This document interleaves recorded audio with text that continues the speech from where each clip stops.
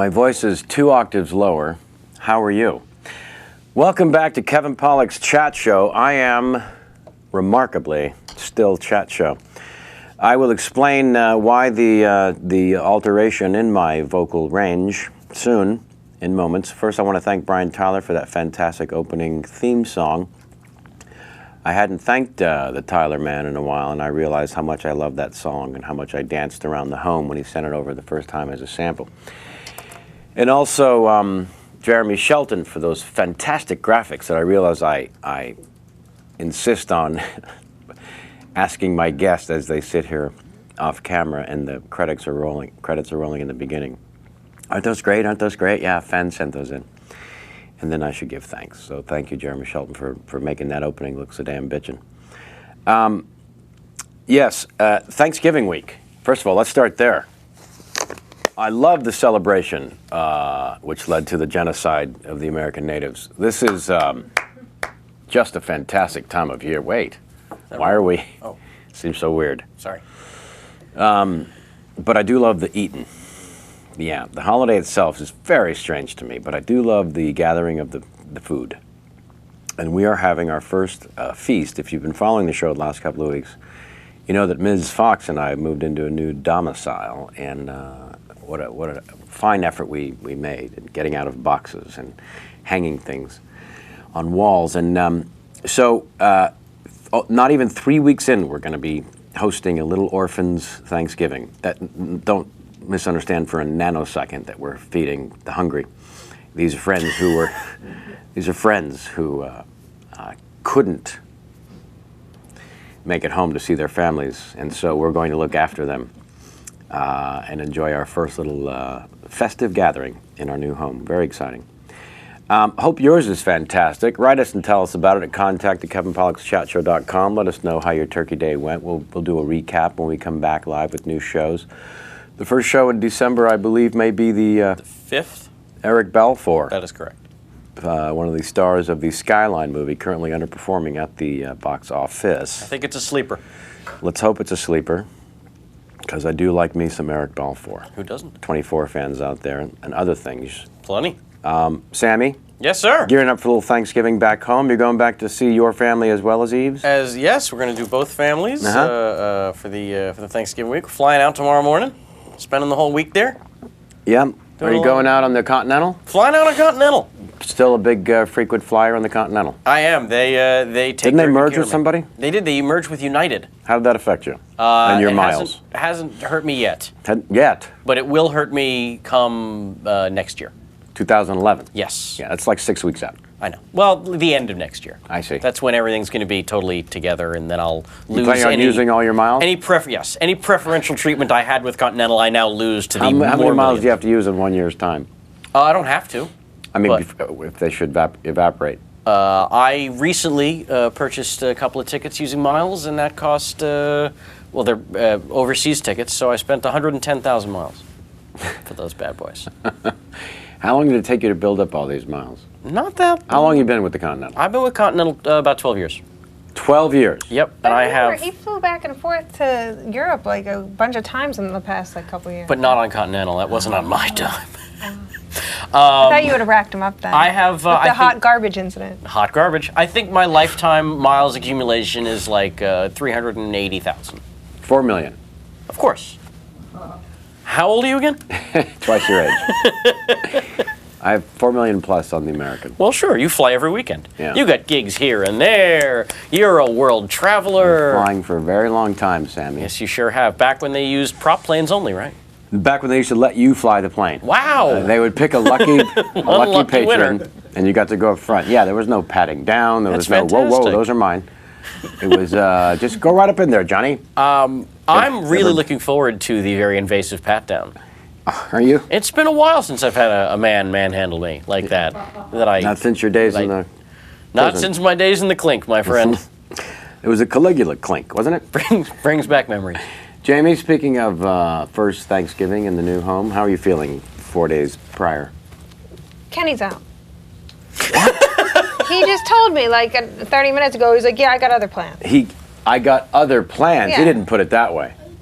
Dr. Oh, Chen. right. He said he's got to go with his family. Oh, he's Oh, got wait a family obligation. Yeah, we're here to help the people without family obligations.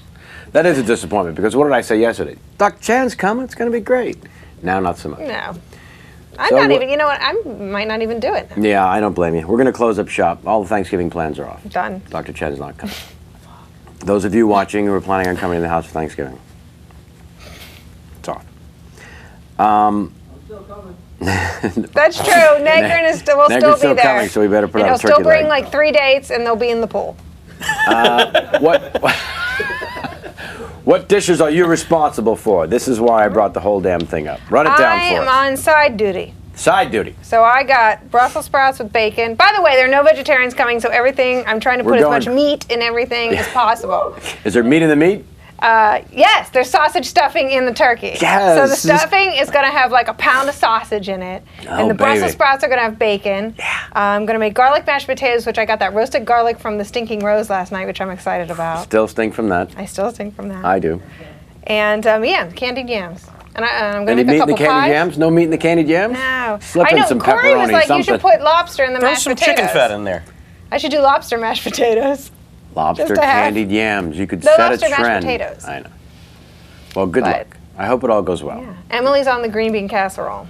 Our very own Emily Goodwin is bringing the green bean casserole. Yes.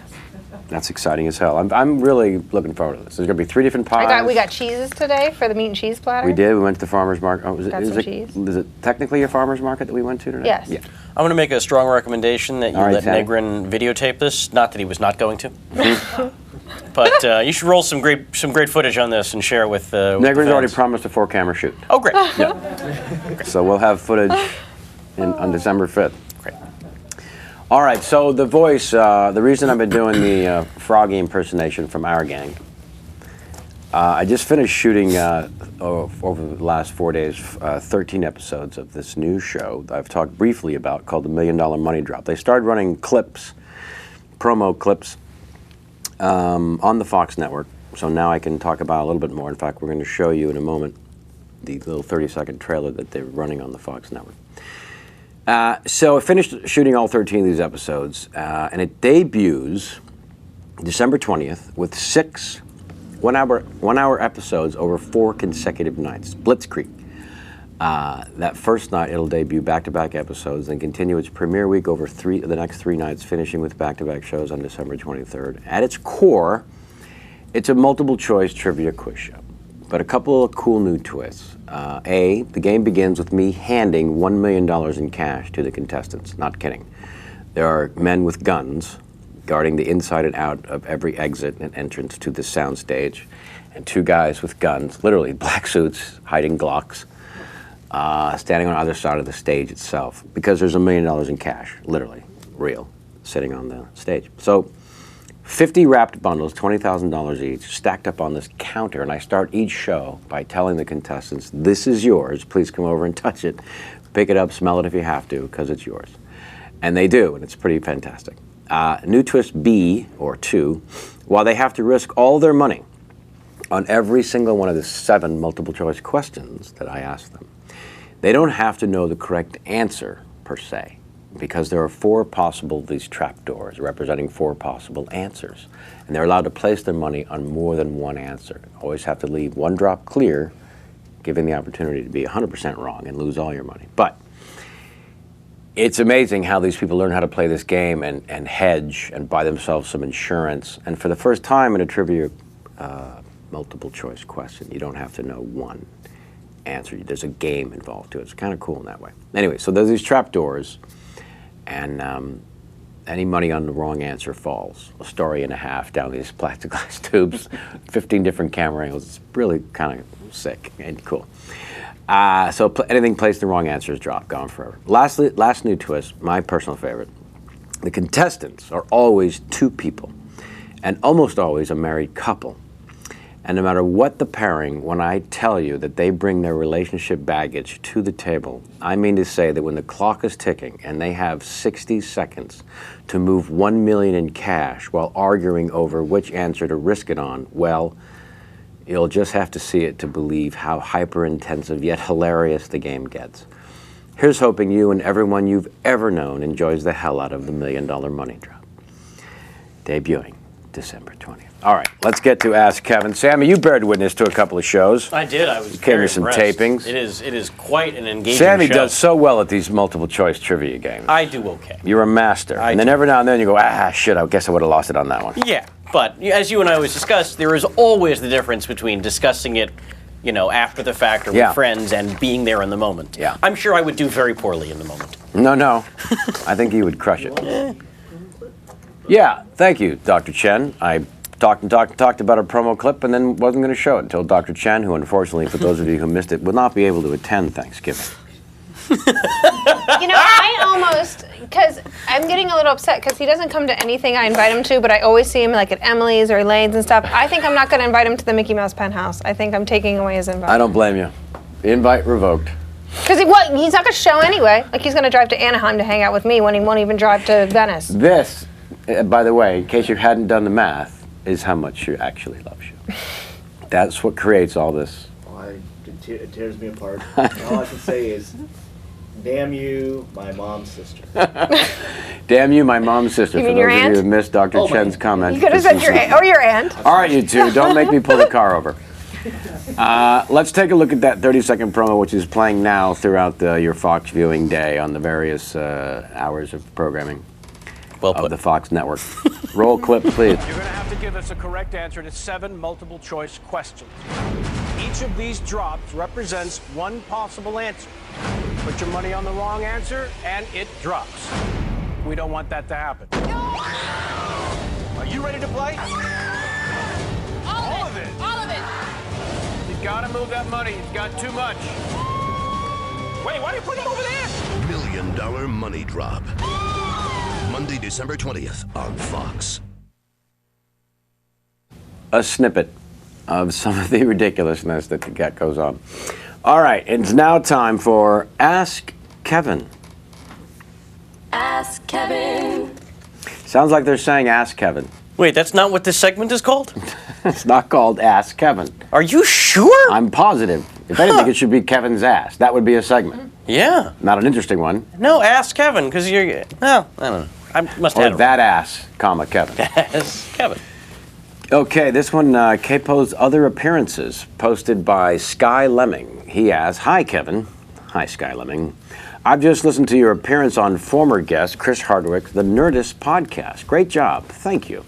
For those of us who really enjoy the sound of your voice," that sounds like me, "would you please make a point of alerting us on the chat show when you'll be appearing on other upcoming TV talk shows or podcasts? I'm sorry, my mistake.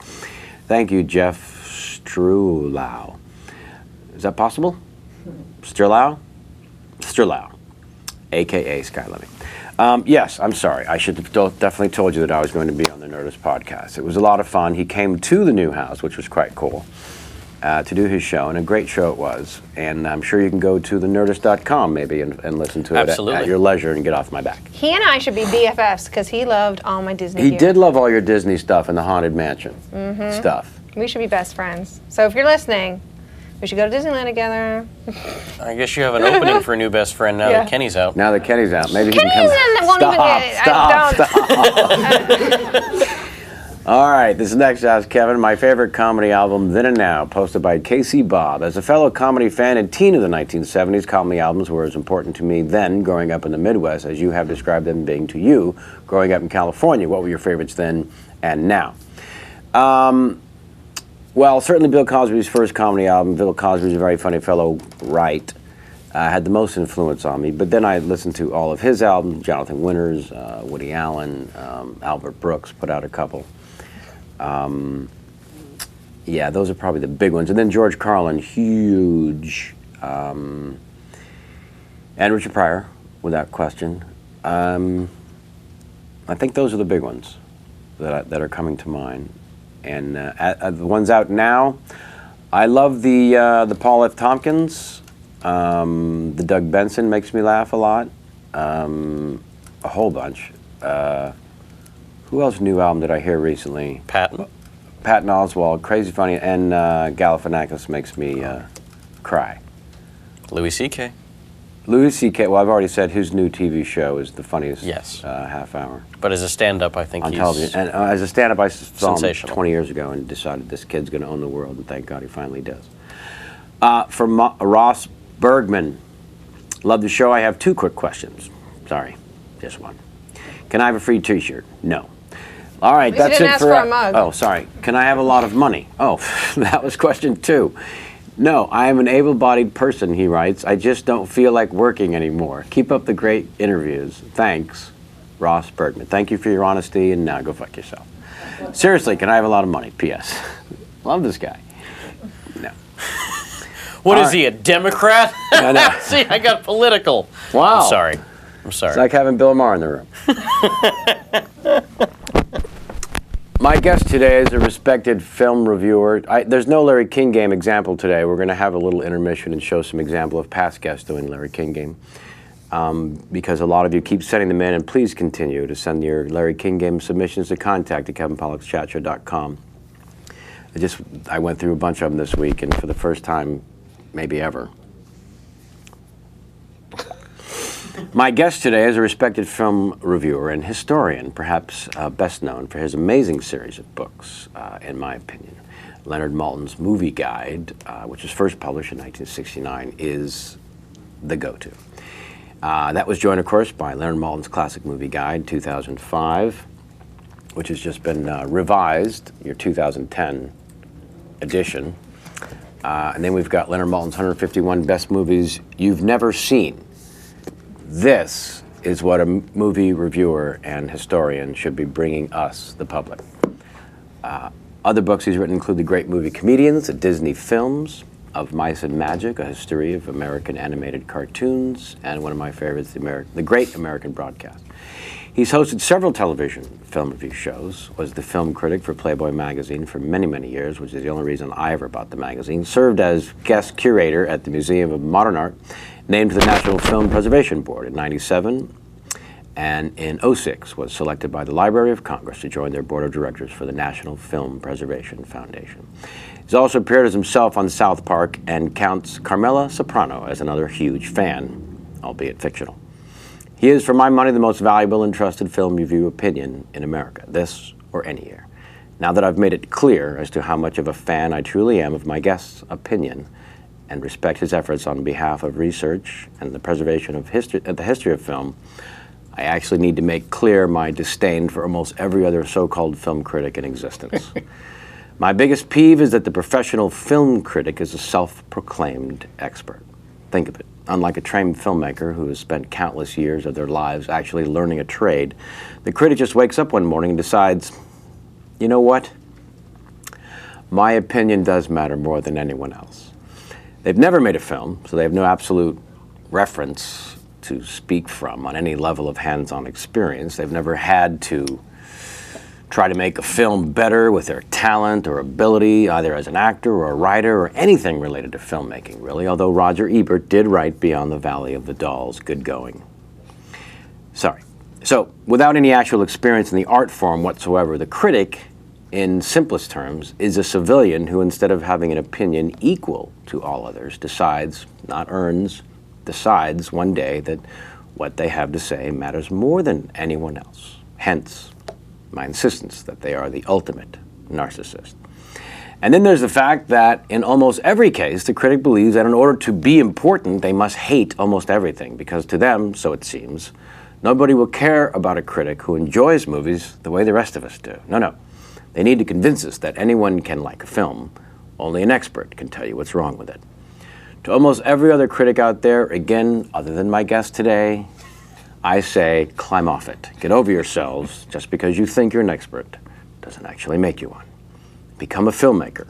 Live and die by your creativity for once in your miserable lives, and then I'll happily give a listen to your expert opinion. Now then, please welcome a true master of film history, and as I said, easily the most trusted film reviewer over the past 4 decades, Mr. Leonard Maltin. Oh, thank you. Tumultuous applause. Well, that's a unique introduction. Thank you very much. I've had both things occur. I've had people rant, as you just have, about the entire profession. of film criticism, and often with cause, with justification. And I've been introduced graciously sometimes, but never I've never had together. So thank you for a unique media experience. I'm grateful. Oh, and I say this as someone who has been on a lot of talk shows. Sure. All of them now dead. Oh, really? I haven't been on any existing or ongoing talk Living. shows. I've been on almost all of the defunct daytime talk shows. I was on Donnie and Marie. Wow. I was on Mike and Maddie. I was on the Mommies. I was on the Wayne Brady Show. Wow. Yeah, all gone. But I'm still here. What is the one thing all those shows have in common, other than the fact Their that they're extinction? no longer on? You were a guest? Maybe. I was on Martin Short Show, which was a daytime show too. everywhere but here in L.A. I know. I remember that. and a friend of mine worked on the show, and I love Martin Short. Love Martin.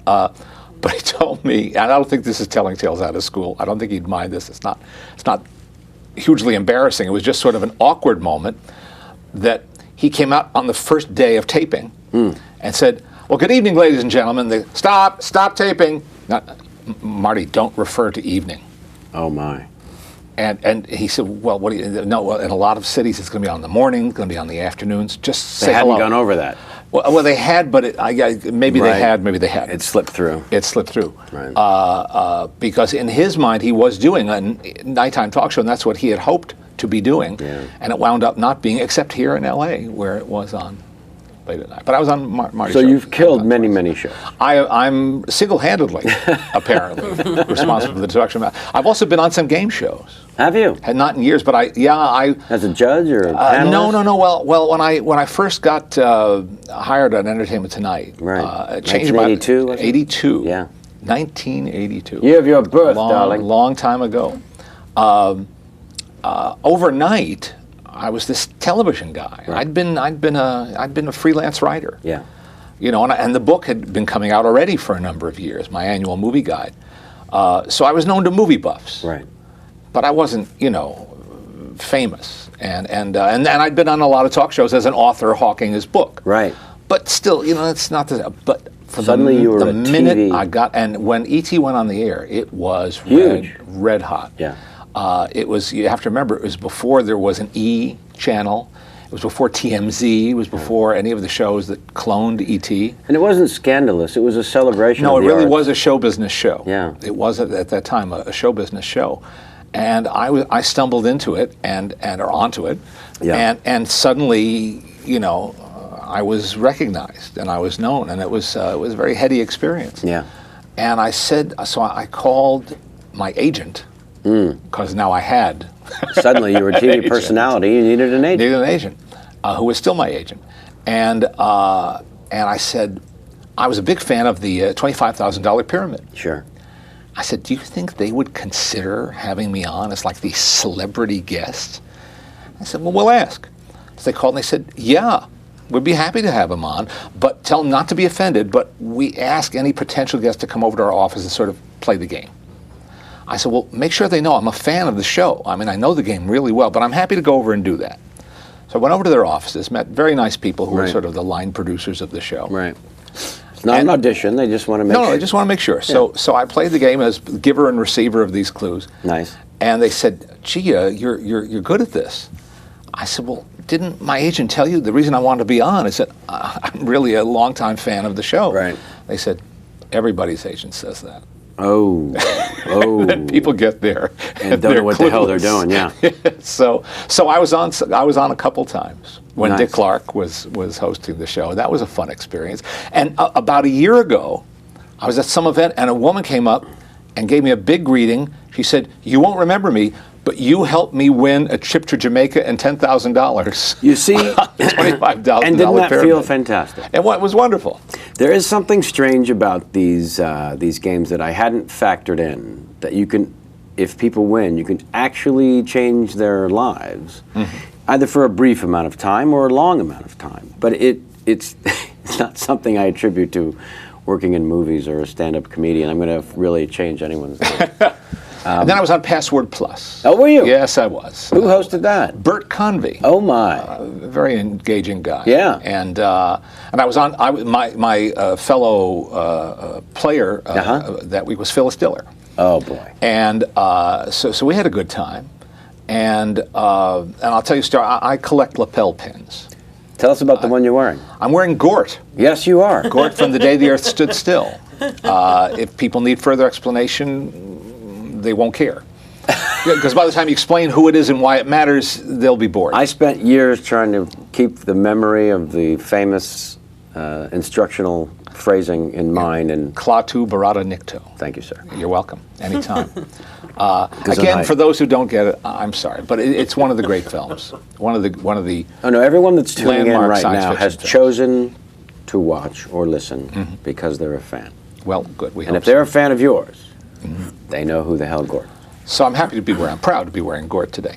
So you collect these pins. Pins to do with movies, with cartoon characters that I love, with sort of pop culture things I enjoy. Right. So when you tape in the old days of those game shows, and I don't know if there are any like that around anymore, those daily, network game shows, except The Price is Right.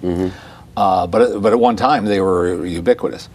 And when you would tape, they would tape 5 a day. Yeah. They tape a week's worth in one day. Except for Dick Clark, who was superhuman and could do 10 in one day. That is superhuman. I could barely get through 3 on this How show. did he do 10 in one day? I'll never understand. Oh God. So I got there to do Password Plus, and you have to bring a week's worth of wardrobe. Right. So I don't know if wardrobe is not my specialty. And so I didn't want to say anything. Carrying this. Thank you. I'm carrying this bundle of clothing, and I get there, and then we start taping. And by day 2, the taping number 2, Phyllis Diller says, "What's with the pins?" And I said, "I just like them. No particular, deep meaning. I just enjoy them, and I wear them on my jacket." She said, "Oh." For the next 15 years at least, wherever she would travel in the world, and this is a well-traveled woman, Yes. she would send me pins. No. I swear, about once a month, sometimes twice a month, I get a package in the mail, and it would be a pin or a couple of pins, How extraordinary. with pins to a note card saying "Love Phyllis." How extraordinary. Yeah, isn't that something? Yeah. So she's aces in my book, Yeah. Absolutely. I and as well as being an incredibly funny woman. always. Always is right. Did you see that documentary about her final appearance? It's a really interesting little documentary about her farewell appearance in Vegas. It may have been it was Vegas. Maybe Laughlin. Big showroom. And the guy's documenting, because she's decided to retire. This is maybe 5-6 years ago. She decided to retire. And he documented the whole thing. And talked to her longtime assistant and former assistants, too, she's still friendly with, which also says something about her. There's still a relationship. It sure there. does. And it's kind of a sorority of these women who worked for her over the years. Not burning her in effigy. Exactly. And then I think around the same time I saw her at a benefit just before she announced this retirement. Every joke landed. Boom. Laugh. Laugh, was a killer. laugh. Yeah. This woman knows what she's doing. She was an assassin. I didn't know much about from whence you came. When you came on the scene on the television, I recognized the name because I had read some of your reviews in print. And then you were suddenly a television personality. But there was always a sense of love of the history of film in what you were doing, and I think that's probably what drew me in. So I've always been curious. One of the reasons for doing this show is really to tap into people's journey, how they got from there to here. How it all sort of began. Did you have any sort of mentor, or did you find yourself... Well, I've had a number of mentors, but... Early on, though.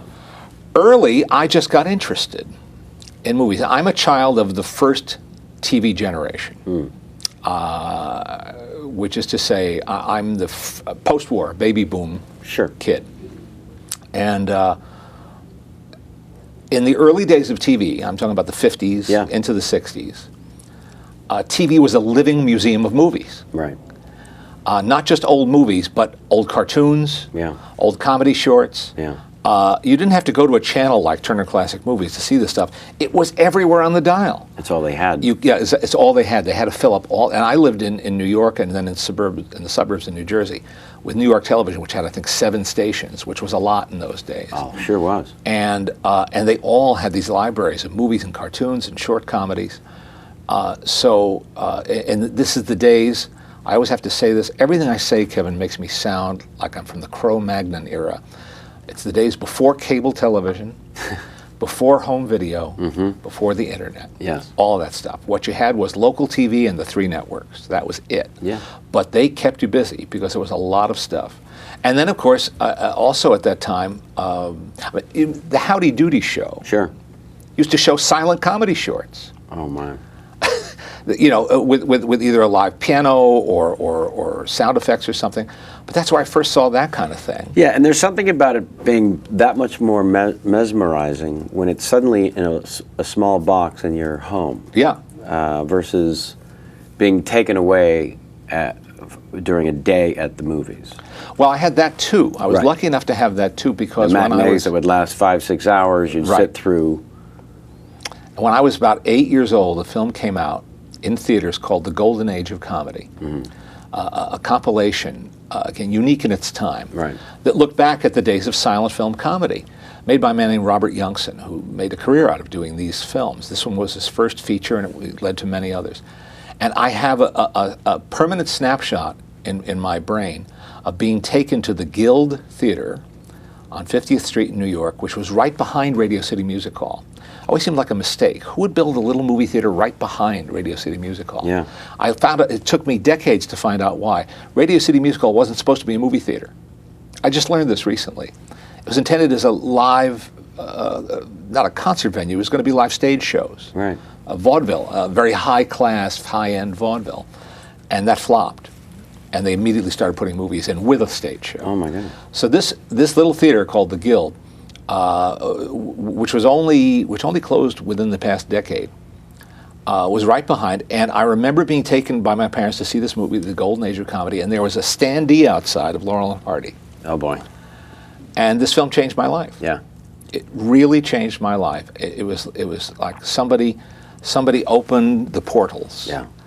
To this golden treasure of movies, and I was smitten. And within the year, Charlie Chaplin reissued his great film Modern Times, and my mom took me to see that in a theater, Oh, my on goodness. a screen for the first time. And I just last week saw the new DVD version that Criterion's put out, which is wonderful, with a lot of great extras. But that's what really cemented it for me. And so my first interest, really, as a young kid, was in the history. Well, a lot of people, regardless of the generation they grew up in, had a transcending experience in a movie theater as a patron.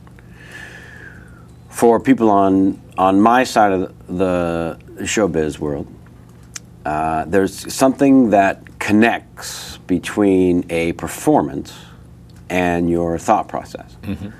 For a sheer fan of the scope of the cinema, they become a fan, a cinephile, and they love quoting their favorite movies and collecting them first on beta or VHS and then DVD and now on streaming live video.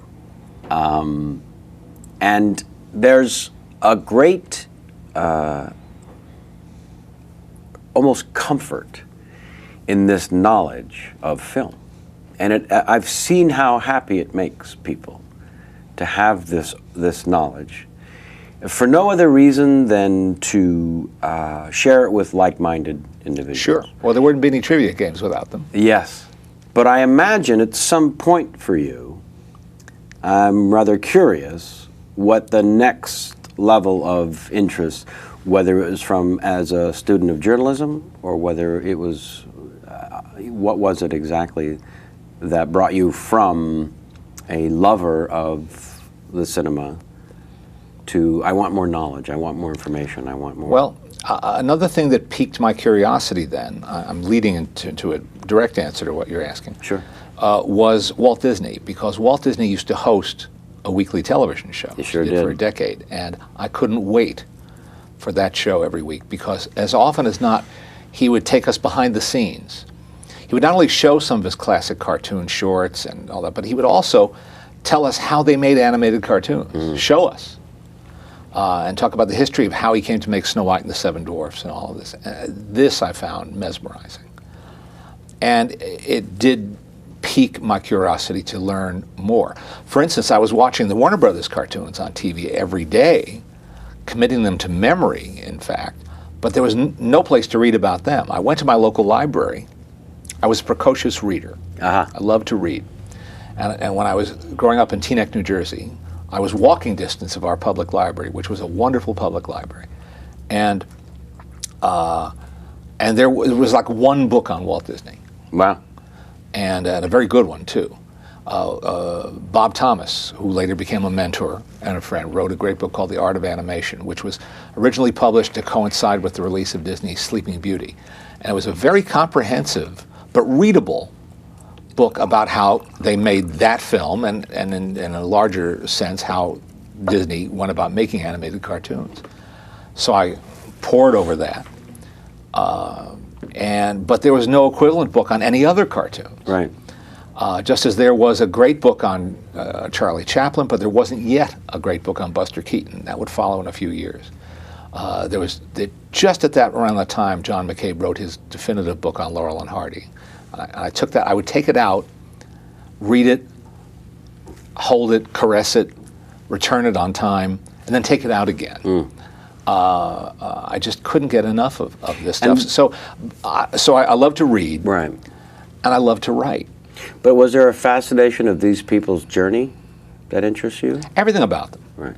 Everything about them. I just wanted to know more about them. I wanted to know more about the era itself. Fascinated me, Kevin. The first book I ever took out of the library, actually, was a book called King of Comedy by Max Sennett, the pioneering comedy producer. Yeah. That's the first book I ever read about movies, and also a huge influence on my whole life, because a very colorfully written and entertaining book about the earliest days of movie making. We're talking about 1909, 10, 11, 12, 13, 14. Right. And when he first came out to Hollywood, and discovering Charlie Chaplin, and being in love with his leading lady, Mabel Normand, with whom he had this very tumultuous relationship over the years. And how rough and tumble it was in those early days of Hollywood, and how he and Chaplin both used to say all they needed to do to make a film in those days was they needed a comedian of some sort, a pretty girl on a park bench, maybe a cop, a comedy cop, and they could improvise a film. Wow. And they turned out as many as one a week in those days. Not quite as prolific as Dick Clark, but, That's but right. for the day in the business. So reading it, now I later found out that Sennett's book was largely apocryphal. Wow. And you couldn't trust a lot of the stories to be literally true. That's a heartbreak. Well, it was an education. Let's call it that. It was kind of a part of the learning process. Right. But what I think was true was the evocation of the era, of the period, and just how amazing and energizing it must have been. And so, I just wanted to read more and learn more. And in a way, you were a history student, yeah, I guess so. and the history was very specific. When I was in the 5th grade, my best friend and I decided we wanted to put out a newspaper of our own. And we lived in Bergen County, New Jersey, so we called it the Bergen Bulletin. I was Thank going you. to say the Teaneck Times. Yes. But you had moved on. We thought bigger. We were going county-wide. Sorry. The Bergen Bulletin. And Bergen Bulletin. And it had alliteration, which is never a bad thing. You know. And Got to learn that. we had our first issue had a circulation of 3 because we had an original and 2 carbon copies. And we passed them around to friends and schoolmates and such. And then we learned of something, again, I'm going to sound like I just came out of the caves, but we learned of something called a hectograph. Now, you remember mimeograph machines? I was going to say mimeograph. Yeah, we had to build up to mimeograph machines. that was like, ooh, wow, It's space mimeograph age. machine. The hectograph we went to our local office supply store and bought it. What it was it cost $3. It was a very fortune.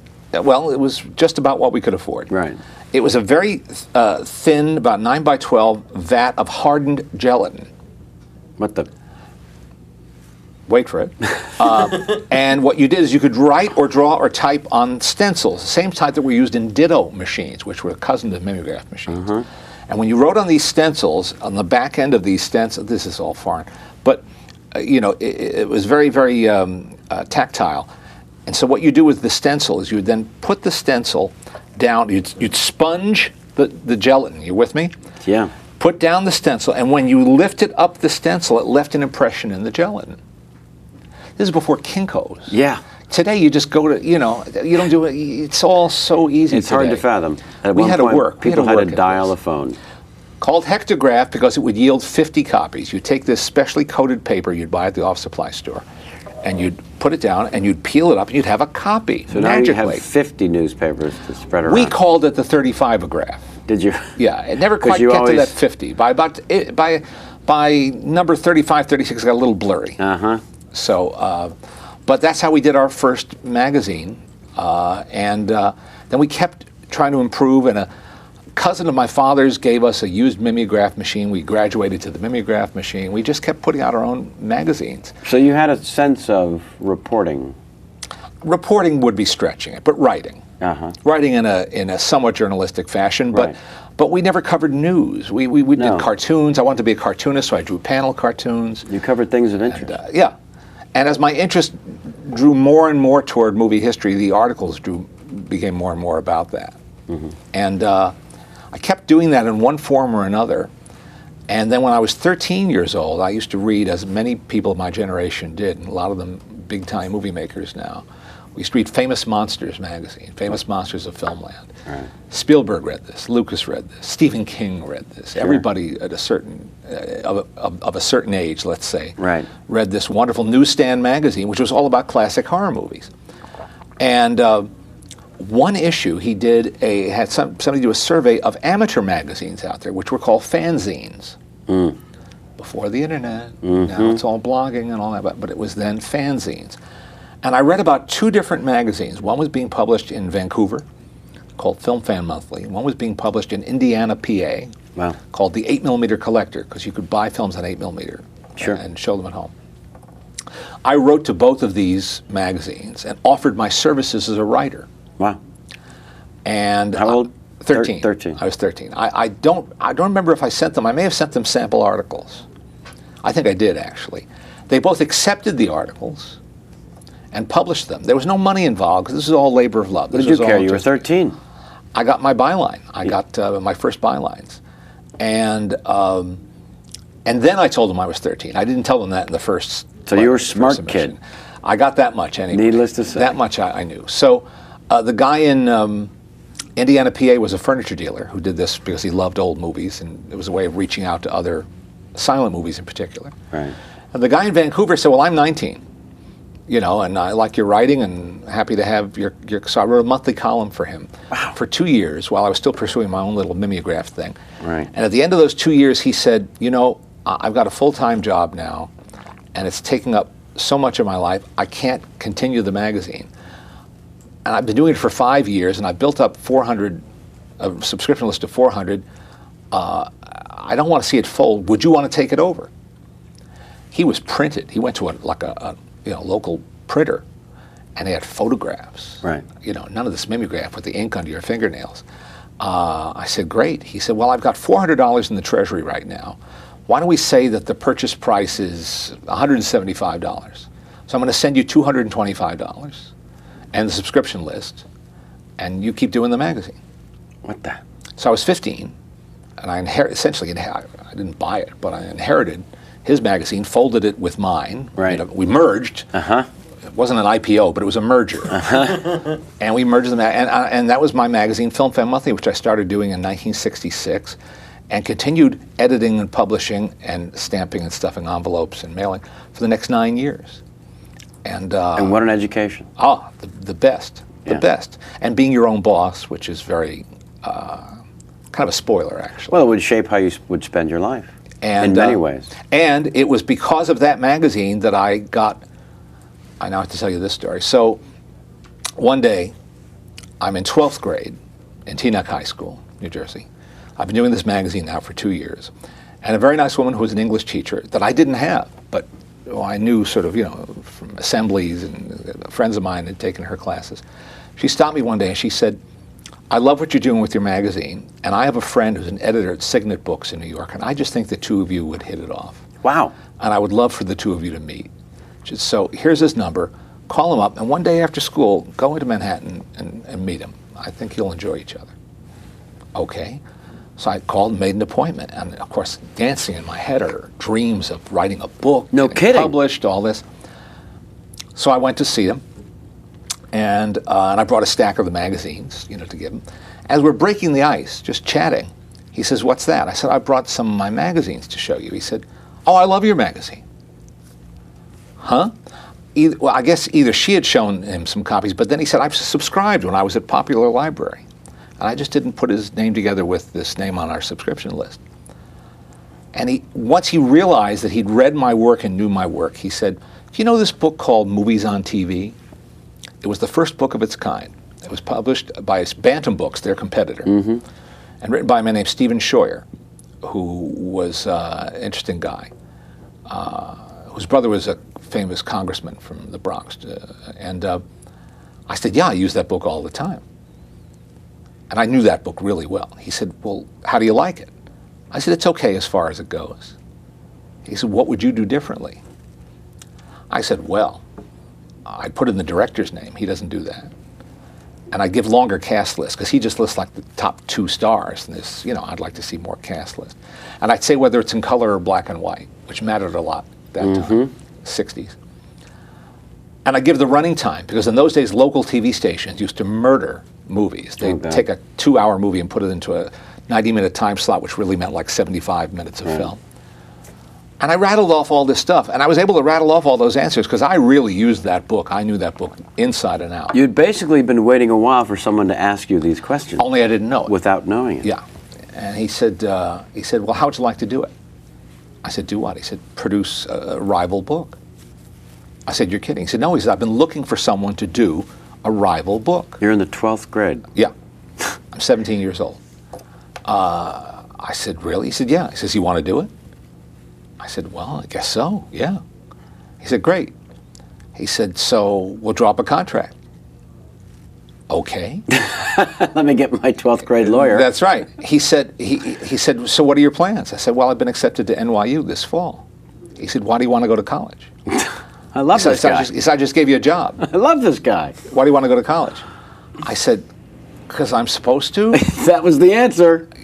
I'm a nice Jewish boy. That's why I went for 9 months. Supposed to go to college." Yeah. So, especially if you've been accepted. Yes. So, and I was a journalism major. That was my track at NYU. And actually, they didn't have an undergraduate film studies program then. Why would they? Not then. Right. They had an undergraduate film program for aspiring filmmakers, which I was not. Right. And though I did make amateur films with my friends when we were junior high school and such. But another interesting life experience. But anyway, I said, "Well, I guess I'm just supposed to." Well, he says, "All I'm saying to you is, I'm giving you this job, and, I'm counting you to do it." He says, "Try to have some money left over when you're done." Because he knew I was kind of going to have to hire people to help me to do it. Right. It was sound advice. Yeah. As it turns out, very sound advice. And the first thing I did with my first check, I know the two things that happened with my first payments for that book was, one was I bought a reconditioned IBM Selectric typewriter. Oh my. A classic. The Cadillac Yes. of typewriters at that Better time. believe it. This is before they had the correcting function. Oh, But it was the original. still. And it was great. And my first check for tuition to NYU. Nice. Yeah. So, which was a lot cheaper then. I would think. A lot cheaper then than it is today. So, As with some of the teachers. That's right. So, for $1.25 you can get Mini. Groucho, 1935. So that was that's what and that is absolutely a true story. Now, that man, Patrick O'Connor, is still alive, still my dear friend, and he tells it 17 other ways. Sure. Because he's Irish. Ah. Great storyteller. The show's only 2 hours. Great we don't have raconteur. enough time for his version. That's right. He's a great raconteur. Yeah. But I'm telling you the truth. Right. And suddenly I was being published by a major publisher. And who knew all the preparation that had gone into this moment in your life? Well, yes, that old saw about being ready when opportunity knocks and all that. But you got to get lucky. Preparation meeting opportunity. Got to get lucky too. Yeah. Got to get lucky too. At around this time, you're fascinated with which film comedians the most? Oh, well, I grew up on a daily diet of Laurel and Hardy. Mm-hmm. And the Little Rascals, as they were then, our gang, but renamed the Little Rascals for television. So I didn't just watch Laurel and Hardy and the Little Rascals. I absorbed them, you might say. I inhaled them. Right. They're still very dear to me, all of them. Chaplin, to me, is kind of a god. Charlie Chaplin is kind of just where it all begins. You think it's even a slight exaggeration to draw a parallel that I would say, I don't think I'm the only one saying it, that Adam Sandler is as close as we're going to get, and for the following reasons, that he's green-lighting films as a comedian for other people, that he's kind of a mini within the major studio over there at Sony. He hasn't directed any of his films, but he keeps using the same director over and over, and I can only imagine he has a tad of say during the prep, principal, and post. I would think. I'll confess I'm not a huge fan of Adam Sandler's. I understand he's a very nice man. Everyone tells me that people who work with him love working with him. Well, they sure do. So it's hard for me to make that comparison. Well, the comparison without a certain prejudice that I have to admit to. No, that's healthy and good. And the question isn't even based on talent. I understand. Or ability. Just talking about a comparison in their. Well, it's hard for me to compare anybody to some of these early guys like Chaplin, because Chaplin invented so much of what he had to do, just as Buster Keaton did right after him. Just as so many of those early guys, it wasn't just coming up with the comedy. That's what Sandler or anybody today, or you, or anybody who's professionally funny, you're coming up with material. You're coming up with an attitude, developing a persona, all of those things. They had to invent everything. Right. They had to figure out, camera work. They had to figure out how to stage a gag the first time that gag was ever staged. They had to figure out how to edit. Right. They had to figure out how to develop early visual effects. Right. All of that. So that puts them in slightly different company. I think that the through line here is developing a character or persona. Right. And one of the things that Chaplin did that made him a forefather, or so it appears to a novice student, was to create a formula. And as you said, he and Max Sennett would say, well, what you need is a comedian, a pretty girl on a park bench, maybe a funny cop. So that was already suggesting that a formula is in place, and then it develops from there. And I think that feeds my creating a comparison, because I do believe that Adam Sandler, I'm sure you're aware of Goldman's article from Premier Magazine many years ago saying, asking the question, who is the #1 box office draw? It was a huge, big deal, a ripple through the industry. And at the time, it appeared to be either Tom Hanks or Tom Cruise or the usual suspects, forgive the use of the term. And the article was leading up to him saying, you're all wrong, it's Adam Sandler, and here's why. And so the comparison to me was really a guy who had created, as you pointed out, the way Chaplin was forced to create what didn't exist. But Sandler created a formula of storytelling with a consistency to a comedian's taste and point of view that really hadn't been done in a long, long time. perhaps dating back to the forefather of Charlie Chaplin. Now, when I was growing up, Right. I went to the movies I think I'm the last generation that had Saturday matinees. Specifically, kiddie Saturday matinees. Where you could spend 4 or 6 hours. Right. Wonderful experience that I grieve that today's kids don't have. They've Well, got a lot of other things. Break it down, because I think a lot of people don't even know what actually took place. So the whole thing started with, Cartoons. all right, Always. how many cartoons and how long were they? As many as you could take. Right. And there were never enough for me. There was one theater in in Fort Lee, Sam, The New Jersey connection where continues. Sam's parents lived, Uh-huh. called the Linwood, now gone, Oh. that showed a serial chapter. It wasn't new even then. It was already, they still had a print in the local film exchange. So and you'd have a card that they'd punch every week that show your attendance. And if you saw, like there was a Columbia serial, which usually were 13 or 15 chapters, if you went to 14 weeks in a row, you got in the 15th week for free, Nice. because you'd been there the whole time. Cartoon, serial chapter, maybe a Three Stooges comedy, Right. and then either 1 or 2 feature films.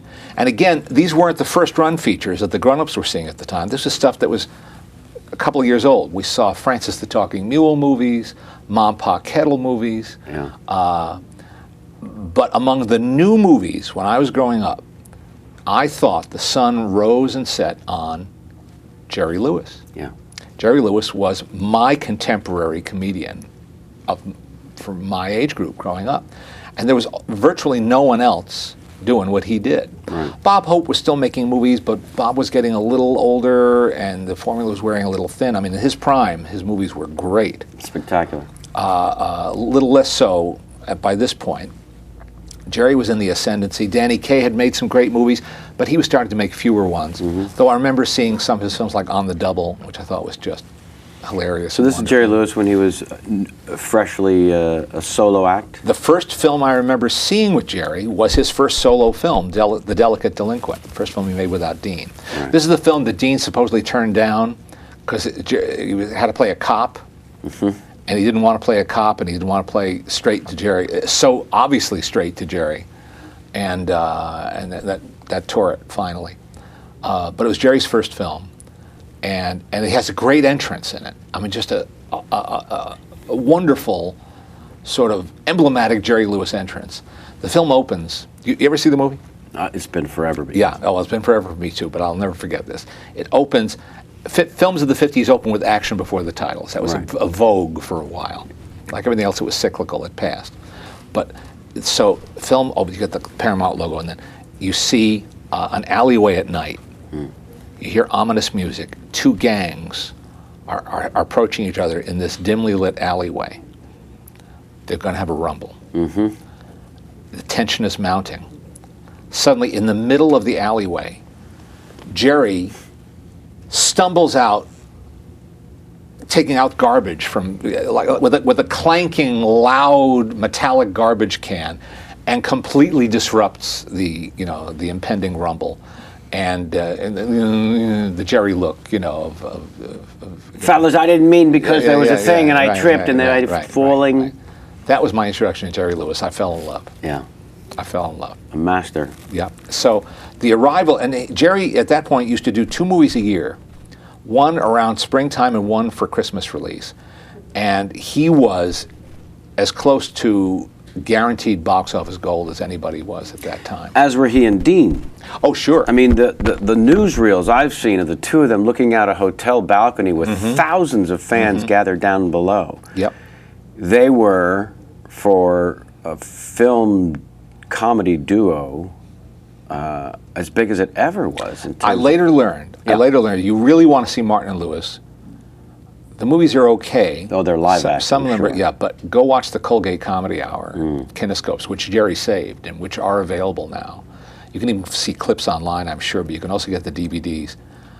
So I would give anything to step back in time and see them at the Copa, see them at a nightclub, or the Steel Pier in Atlantic City. Right. I'd give anything because they were supposed to be just on fire. Now, the classic movie guy, this was the tome that you originally wrote as a 12th grader? No, That's the annual movie guide. The one that's now we have the 2011 edition. Of course. That's my annual movie guide, which has come out since 1969, and which is now an app. Damn well better be an I've app. gone from the hectograph To the this 35-graph. This is my art. The 35-graph to an iPhone app. And people with can my go movie to guide. the iTunes and just type in Go to the iTunes Leonard store, type in Maltin app. Leonard Maltin, you'll see it there. And in addition to getting the finite book, which exists, the 2011 guide, every Friday when I log new movie reviews for my website, leonardmaltin.com, Thank you. you automatically get those reviews delivered to your iPhone. Oh, that's nice. So this past Friday, you got 3 reviews. You got the Harry Potter movie and the British film Made in Dagenham with Sally Hawkins and Bob Hoskins and Miranda Richardson, and Love and Other Drugs with Jake Gyllenhaal and Anne Hathaway. So those 3 reviews are now on your iPhone. This is our spin-off book, the Classic Movie Guide, Yes. because we ran out of room Right. in the other book. It just got so thick. Right. We have 17,000 reviews in it, and it's over 1,600 pages, and they can't glue, literally, they can't glue a thicker book that won't fall apart. Yeah, I So mean- that's a puny one. next This to that. is a Here, wait. third. Show us the normal size Here's of the movie Here's the big guide. boy. Here's the big boy. Here, this is the one. I'm sorry. This also works as a doorstop. This is the one. We have a picture of it. Did we shoot? Is this the one we shot ahead of time? Uh-huh. There it is. There's a much better view of it. The movie But you guide can book. show the thickness, however. Yeah. You can illustrate the the movie thickness. guide book. That's what I meant to. Well, let's just put it next to my head, just to give you an idea. And I've got a big melon. I've got a serious melon. This was the book. I'm sorry I held up the Classic Movie Guide, Don't although I want to apologize. continue to promote. This is the second edition.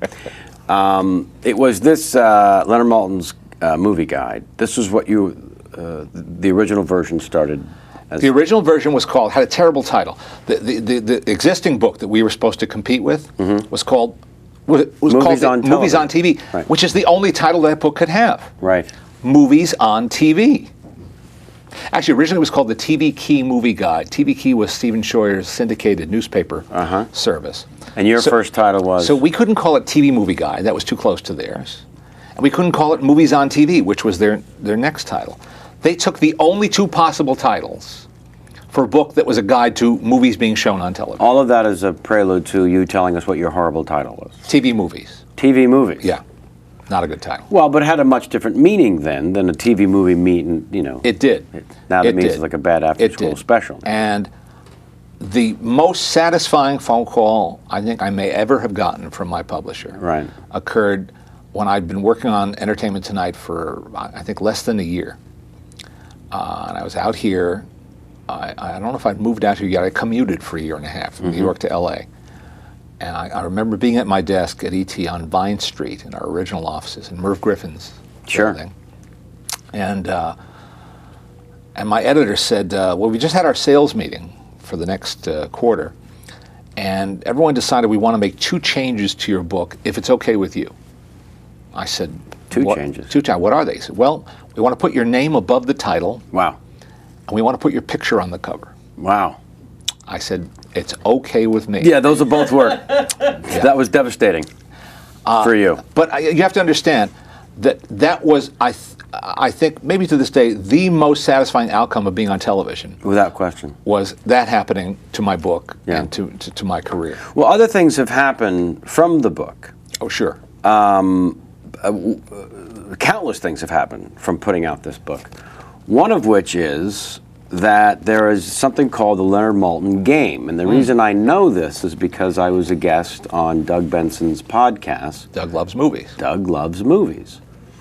And I was presented with this game. Do you want to play the Leonard Maltin game? And I said, well, I'm a fan of his, but I'm not sure I want to necessarily play a game named after him. And then There are Doug, limits to everything, right? and then Doug explained the game. And I'm jealous because Sam, twice now, has played the game with you. I played with, it stars with Jerry O'Connell. I played with Jerry O'Connell. And a terrific fella, but not a fun round of the game.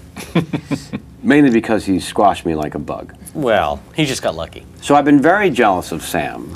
I should tell you, I'm not good at the game. You're not good at the game? No. You say that, but You you're better say than that. you think you are. Well, here's the thing that I'm leading up to. I wish that you, I, and Sam could play a round of the game, but it would mean that we would need Doug Benson here as the host, and then, you know, that's the only way. If only Doug could magically appear Oh my God! through the door. God! If only there was a way to bring in. Crossing frame and just. If only there was a way I don't to believe. bring Doug Benson into these proceedings. A former guest, one of our highest rated chat shows ever, was Easter Sunday a year ago when Doug was on.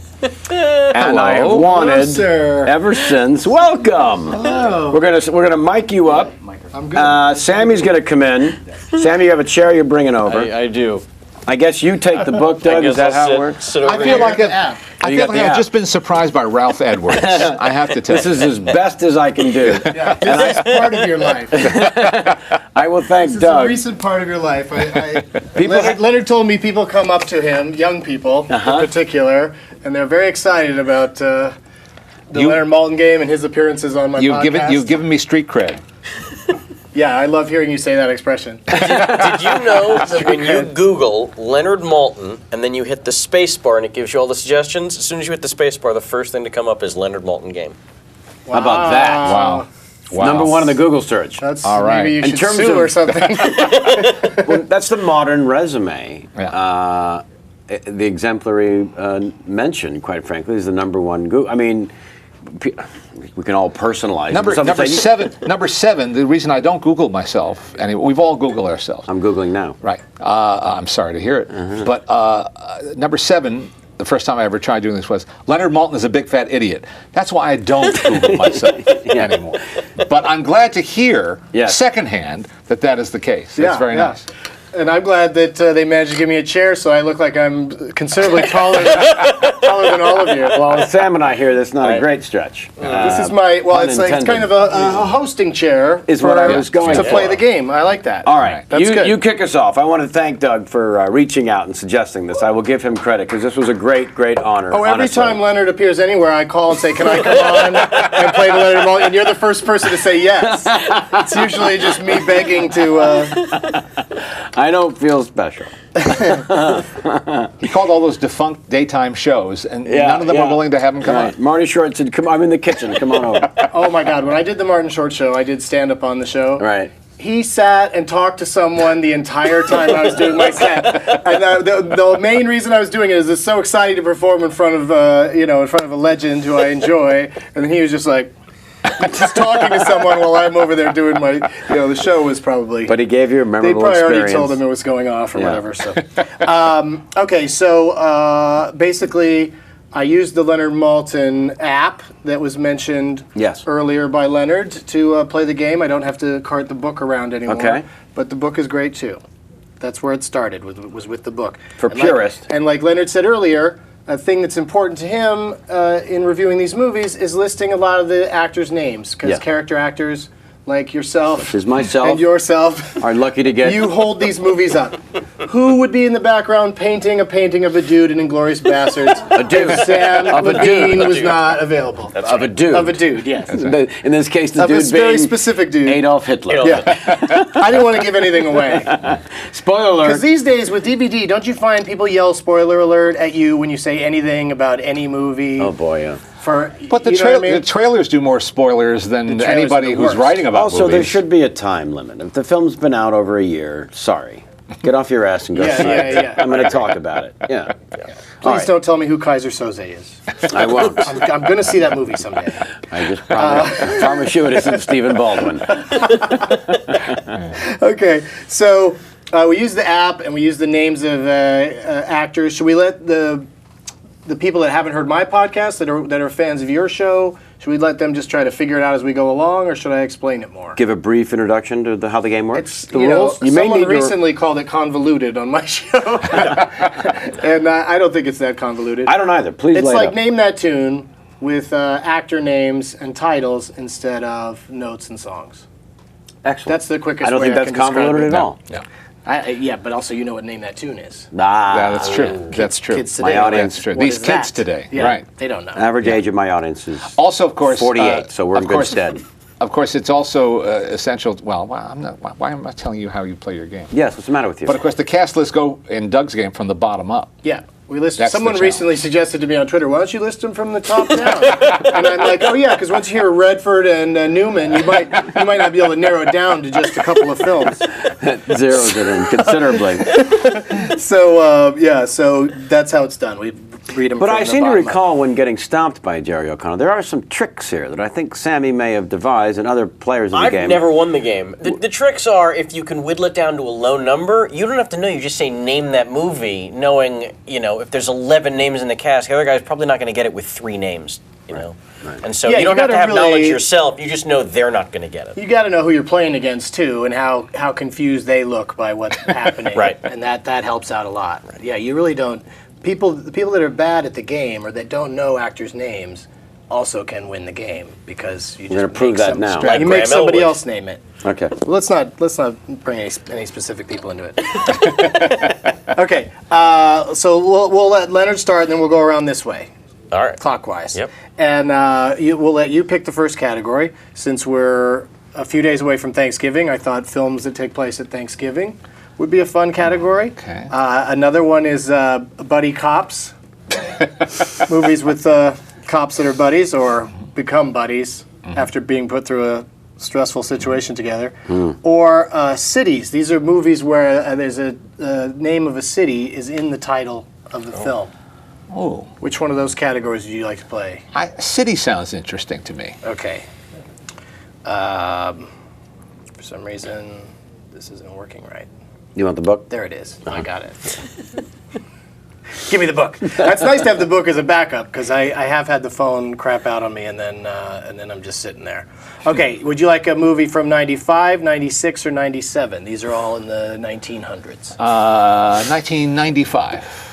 Okay, 95. Yeah, I just did a little Jerry Lewis. lean take. Yeah, I was out there going Jerry Lewis when you were saying Adam Sandler and Yeah. the leap from. Right. I was like, Lewis did that. Yeah. And he invented. Did you say this? He invented video playback. Video Video assist. playback. Yeah. Yep. Boom. Video Okay. assist. Yeah. What else did you guys say when I wasn't paying attention? Okay, 95 you chose. Yeah. Okay, this is a movie with a city in the title. Right. And then I pick a couple of things that you said about the film without trying to give it away. You call it violent, and you also call it empty. All right. Yeah, and the clues often make it harder That narrows it down to rather about than easier. Yeah, 375 possibilities. those Okay. words have probably come up in some of your yeah, reviews before. Okay. Violent and empty. The city. And- now, the word and there's city, a city refers to the title or just the overall There's theme? a name of a city in the title. in the title. Okay. Yeah, and there are a lot of names. Okay. There are 16 names. Oh gosh. Yes. Start the bidding. How many names do you think you can get it in? Well, I'll say 11. Good opening bid. We go to Kevin. And I have to go to You have to go a lower number. or say name that. Okay. I will certainly go to 10. I'm going to go to 7 names. Ooh. That means you can only hear 7 names before he correct. has to give the Yeah. I'll try 6. name that movie. Okay. Oh, Kevin. Smart You're player. welcome. Thanks for the That? setup, It's Sammy. called double team. Nice assist. We're going to take Maltin down as the last thing we do. And I forgot to say how many stars he gave it. On a scale of bomb to 4 stars, I always like to say what rating it got. Okay. And you gave this film 2 stars. Okay. I remember liking it more than that, but I haven't seen it Okay. since when it came out. And the clues again are empty and violent, and you get 6 names. Here are your 6 names. Don Cheadle. Yeah, very low build in this movie. So, 6th lead, Don Cheadle. wait, no, 16th. Jenny McCarthy was in this movie. Sarah Trigger, Glenn Plummer, Marshall Bell, and Bill Cobbs are your 6 names. He thinks he knows it. Oh, he's got it. I think I know it, except that I can't remember the title of it. Yes. There's a city name in the title. I know that. I know that. Now, this is if I blow this, do they have a shot at it? I don't remember how the game goes. He will just win. Okay. Win the this point. This is the film where Denzel Washington plays Easy Rawlins, right? No. No, it's not. Okay, all right. But that movie, of course, was called Devil in Devil a Blue in a Blue Dress, Dress. Jersey. That's right. City. Jersey Shore.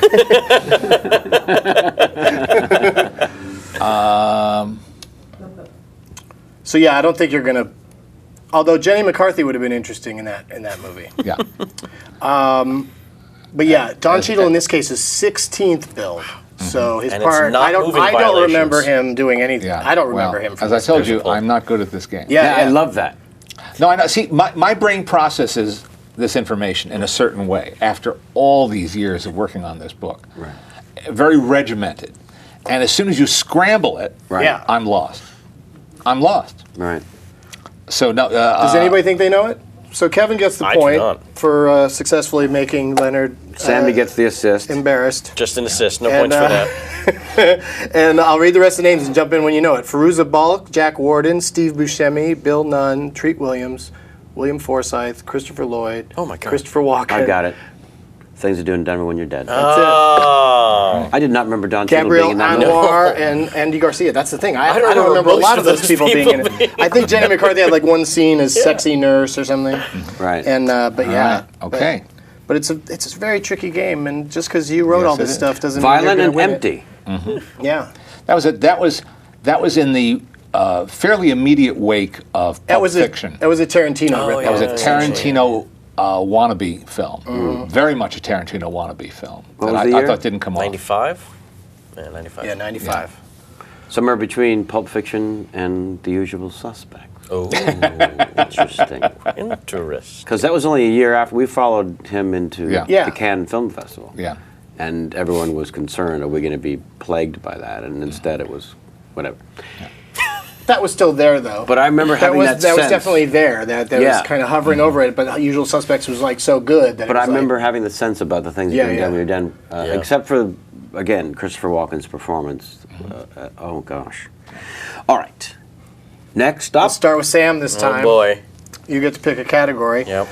Movie time is a category where the title has a time of day Oh. in it. How about that? Somewhere. Yeah, there's a bunch of Okay. those that have been made over the years. Yeah. On 310 Yuma, not allowed. And 12 o'clock, 3 o'clock high? the next category is cartoons that were made into movies. Mm-hmm. You know, movies that start off as cartoons. Sure. And then black and white movies. Oh, dear. Yeah. Well, Leonard was going to crush that one, so I can't do that. Unless it's like Schindler's List, black and white. That's not really in my wheelhouse. Manhattan? Yeah. So I'll go with time, movie time. Movie time. Yeah. Okay. As long as it's not 3:10 to Yuma. Would you like okay, so that takes out the one from 2007. Would you like 1997 or 2001? Give me 2001. Okay. 3 stars from Leonard Maltin for this 2001 movie that has some sort of time in the title. He says it's the story of a headline-grabbing detective and that the movie was written by the director. And there are Sammy already knows. I already know. 13 names. I can Well, as name. you know, you can yes, leap I all know. the way to 0 I names. can name that movie in -2 names. Negative 2 names. Now, here's how this works, Kevin. I don't know if you've experienced the negative names. Have not. It's a frightening thing. He has to He goes name the back in movie. time? He has to name the movie and the two. He's saying 2 lead actors in the order that they're billed from top down. So he's got to Oh, name the ouch. movie and the top I 2. didn't know I had to name them in that order. And you have I to think do I them in can the do right it. order, but I think you I can do it. accomplish I it. think I can do I it. think you look can if difficult. you- If if you you- know the film, you know who number 1 and 2 on the call sheet are. I think believe I he's do. got. I I believe think he's do. got maybe the wrong film in mind, but who knows? But Well, I think I got it. okay, so -2 is your bid. Yeah. So we move to Leonard, and you can either say name that movie, or you would have to go negative more names, No. which I don't imagine you'd Oh, no, like to it's try. all on Sammy, I'm No, sure. no. Name that movie. Yeah. All right, what is it? I sure hope we're talking about 15 minutes. Yes, we are. And Robert De Niro and Ed Burns. That's right. Yes! Very Sammy. well Okay. done. Thank you very much. Okay. That puts you in the Tournament of Championships. Thank you very much. Whenever you get a movie with 0 names or Well less, played. you automatically go into the Tournament of played. Championships. That is impressive. And it's quite a fun tournament. All right, so that's a point for Sammy.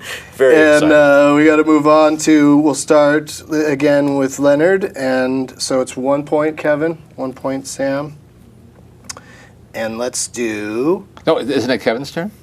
No, we start. You said you're right. So we start with Kevin on this one. Thank you. And people always have to remind me of the rules of my own game. It's good to have clear-headed people around. Okay, so let's go with buddy cops All right. and cartoons made into movies or black and white. I'm going to go Buddy Cop. Okay. Would you like a buddy cop movie from 87 or 98? I'm going to go 87. I had Cop Out in here, but I'm sure you did. I eliminated it. See, I When was I gonna realized make- that that'd be I was too going to easy say for something you. about Cop Out. I thought, no, I'll just leave it off the table. Oh, no. All of Kevin's movies are in play. Okay, Mock fine, open. fine. Just checking. Yeah. Just checking. You want to bring up brownies? Go for it. Okay. 2.5 stars from Leonard for this buddy cop movie from 1987. He says that it's let's see, that it goes flat. This movie, and that one of the stars co-scripted the movie. One of the buddy cops was a co-writer of this movie, and it's from 1987, 2.5 stars, and there are 8 names. Start the bidding. Sam is losing his mind already. Yeah, he is. I think I know. He's the very movie. excited about it Sam's already. going to go Tournament of I'm Champions again. not going to do Term Champions again because I'm not 100%. Am I He's first? not completely there. Yeah, we'll start I'm with you. first. And I start at 8? Yeah. 8. I'll say 5. Okay. I'll try 4, but I'm not going to get it. Well, then name that movie. All right. Giving you, I just gave him the win. I think you I did. think I might have given him the win. Why didn't you go a bolder bid there if you thought you knew what it was? I'm gonna keep right. it fair. Okay. I don't know. This isn't going to But happen. you're going to Tournament Championships. He All right, wins. Yeah. Leonard's and embarrassed we once make again. shame. Yes, You may get that's it perfect. for all I know. I don't think so. Not going to happen. I don't think so. Not going to happen. I know I wouldn't get it from this. Or maybe. I should have given. Maybe. Let's see if these names trigger anything. Dabney Coleman, Elizabeth Ashley, You know what it is. Jamie knows it, Jack O'Halloran, and Alexandra Paul, who you might remember as the most flat-chested person in the history of Baywatch. Wow. All right? That's got to be on a That's resume. Alexandra Paul. Yeah. What movie was she in that was a buddy cop movie? In 87. Written by one of the stars. Co-written by a Co-written star. by I one of the should- I buddies. should've. You really should have. Yeah. I really blew this. He's killing himself in As this. soon as he said that, I was over here like, I know it. Co-written by one of its stars? I knew Yeah. you guys would know it for that. Yeah. That was a good clue. There was, That's a great clue. A lot of the clues in here, a lot of things that you write in your reviews sometimes, if I say them, it gives it away completely. Yeah.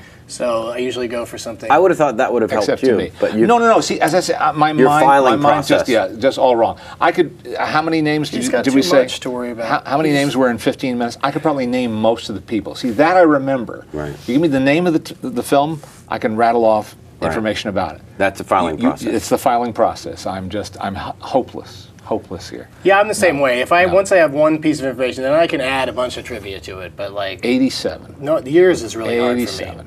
That's my strong suit. That's my strong suit Apparently. too this year. You guys are I went with the good 80 for you years. because I knew you'd get it. So it's not Beverly Hills Cop 2. Oh, we're gonna play that. We're just gonna narrow it No, down. It's just me. This is me killing a little time before I say. That's smart. Before I say, Yeah. I don't know. I don't know. That's why I don't have the stealing process, because I like the person to be Right. able to talk it through and you guys not to be able to jump in. Like Right. he helps you to figure it out. I was hoping it was going to be 48 hours, but That would have been a good It's one. Dragnet, isn't it? It's Dragnet. Yep. Oh, It's Dragnet. I'm The such late a Harry dummy. Morgan, Christopher Plummer, And let me Tom see Hanks, if I and could have Dan gone Tournament Champions again. And I'm trying to figure out who would be number 1 and number 2 at that time. I would say Aykroyd Hanks. Yeah, Yes. yeah. Ah, But that would still be, that's a scary call to make. yeah. did I not this have? pressure. did Dabney I- Coleman is in it for like 2 scenes. yeah, I remember. that's the Yeah, unfair that's part. why he's like eighth wait a minute. bill. Let me test my own memory here. Since Kathleen Freeman is not in that cast list, did I put her? Did I make mention of her in the review? No, you No, don't. I should have. Maybe you mentioned her turn as the nun in the Blues Brothers. I did do that, but I mean, she's got a funny scene in that movie. And she used to be in... Because John Landis liked her a lot. Yeah, and she used to be in Jerry Lewis movies quite a bit. Absolutely. Yeah, yeah. Absolutely. Yeah, she was awesome. And speaking of awesome, Kevin, you're our winner. Without getting a See, single all you have to do is just get the bidding down and go, name that movie. It's about how to play the game, That's people. right. That's right. Yeah, it's the it's- process, Kevin. It's the I process. learned anything It's over the sneaky. last 5 days, it's learn how to play the game. And it's funny, when you said you blurted out Manhattan, that was one of my choices for black and white movies. So I had to eliminate that in my head. Was Ed Wood in there? No, but that's a good one. Yeah, it was going to be all modern movies that were shot in black and okay, white. okay. That was going Schindler's List to in be there? the twist. No, not Schindler's List, but you would have laughed as soon as you heard the years, Right, because you're like, oh no, old movies, Leonard will be Who did better. Aykroyd And then it's like co-script the movie 74, with? 79, Oh, I couldn't tell you. 74, 79, Alan and 98. Zweibel and Mankiewicz. Yeah. Zweibel was involved in that. Who was the actress you were wondering if she would show up on the list? Kathleen Freeman. She did not show up on this list. Is this the okay. list you normally Does go that one on? have more names? No, it's the same Should be list. about 8 names. Same Yeah. list. Ending with Dabney Coleman. Okay. Yep. Next year, I'm I going would to have done. I would have done Tournament of Champions. Yeah, I you would've would've. did too. -2. Would you have known Aykroyd Hanks? Absolutely. At that time, it Yeah. was definitely Yeah, that's what I Aykroyd. was. Yeah, 87. Yeah. Aykroyd was Ghostbusters big, and Pagans. People Doug, I against can't thank good you and enough. normalcy. I can't thank you enough. That was truly so wonderful. Much fun. And again, I want to give Doug all the credit on this one because people were tweeting me saying, you know, why aren't you having a special edition of the Leonard Maltin game? Because we play other games on the show. And then Doug tweeted me, or email, or text me. And I said- texted, yeah, yes. and just offered it straight up. I have his phone number. And just offered it, but he just offered it straight up. Hey, listen, and I've tried to, you know, corral people left and right on their show since it started. So it was. I just want to really thank you. It was really That's great. really neat. Really magnanimous and much appreciated. And like I said, anytime I hear of Leonard being anywhere, I'm going to show up And this is so with far. my phone and try to get a game going. So far, this is the first time that someone's allowed you. Which is just wrong. I can only get him on my show when Sam calls. All right, tell us- Sam's the go-to for It's so true. if I need Leonard. It's the only way I got Leonard here today. I don't know how I became your gatekeeper. Give us what to look forward to. On the Comedy Central, the Doug Interrupts is still... Oh, yeah, the Doug Benson Interruption. Benson Interruption. Benson Interruption, Friday nights at midnight. We're skipping a week because of Thanksgiving, so the next new one will be December 3rd. Great. Midnight, Eastern and Pacific, 11 Central. And the following couple of weeks after that. Check your local listing. Yeah, maybe like 3 more. We did 6, and I like the way it turned out, so I hope people enjoy it. Me too. It's always fun live, and I hope the show does great for you. Thanks. And then the podcast is on the Doug Loves Movies. How regular of a basis is this? It's weekly. Free one's weekly, an occasional special pay to listen episode. But basically, there's a new free one every week, and Leonard was on a few weeks back, again with Sam and Morgan Murphy, and so you can go back and listen to that one if you haven't heard it yet. Right. And yeah, Right on. If you fly You a know. lot, it's a great companion on the plane yeah, or trains or whatever. or any method of Yeah. transportation. If you're commuting, Except if just you're driving. download and I listen. subscribe. I get the download. Well, thank you. Thank you. Thank you so much. All right, we're going to take a brief intermission at this point and show you some past Larry King games, speaking of wonderful games, so that our guests can get a better idea of what is in store for him in a little while. You have some Yeah, time to okay, work on it. We have some okay. other things planned. Sam has some little of his own damn tribute where he's worked up. Oh, dear. I think is at my it's expense. going to be fun. Oh, dear. Yeah, Oh, dear. it won't be as torturous for you Do you want to sit on the tall as chair? it will be for me. I'll stand. Oh, you're going to stand for So yours? don't go anywhere. We'll be right back. If you've enjoyed past guest Larry King games or haven't seen that, we used to play this quite often, but it's just a couple of minute reel of some past guests doing Larry King game. Enjoy that, and thanks again to Doug Benson, everybody. Bring it up. Thank you. We'll be right back. I have all my guests do something called the Larry King game. You do a bad Larry King impression, you reveal something about yourself on the air as Larry King, as if you're doing the show. And then you go to the phones. And the name of the city you go to, it helps if it's kind of funny sounding. I will give you an example of the whole thing. I can identify any member of the Supreme Court with one lick of the taint. Angel Falls, Maine. You're on. And that's all the news that we have this evening from Kuala Lumpur. I do want to point out an episiotomy takes longer than you think. Kermit, Arizona. When I'm alone, I like to snap my suspenders. It gets my nipples hard. Crackertown, Florida, you're on the air. I'm sitting in my own sauce. Wichita, hello. That Wichita? what? You're watching Larry King. I'm naked, I'm wearing a derby hat, and I'm on the internet. Ding dong, Texas. You're on the air. I'm Larry King.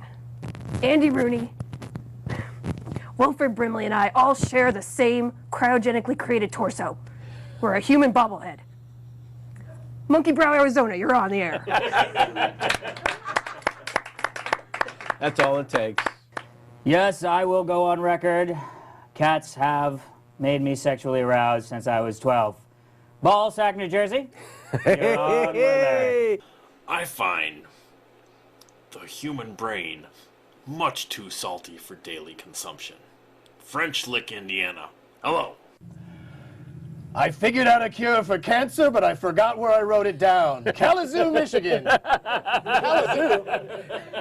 Shit, Kalamazoo. If I'd have said Kalamazoo right. Every time I say or hear Anderson Cooper's name, a little bit of pee trickles down my leg. Knoblick, Kentucky. Are you there? Hi, this is Larry King. I occasionally will wear the same underwear for a month, and then he always has that thing with his, let's go to a caller. Pomonis, Alaska. I like to make figurines out of my poopy. Bump past Virginia. Hello. Larry King fun fact. My penis has a knuckle. Hohokus, New Jersey, you're on the air. That's beautiful. I find on my off time wearing thongs and tight leather pants to be quite relaxing.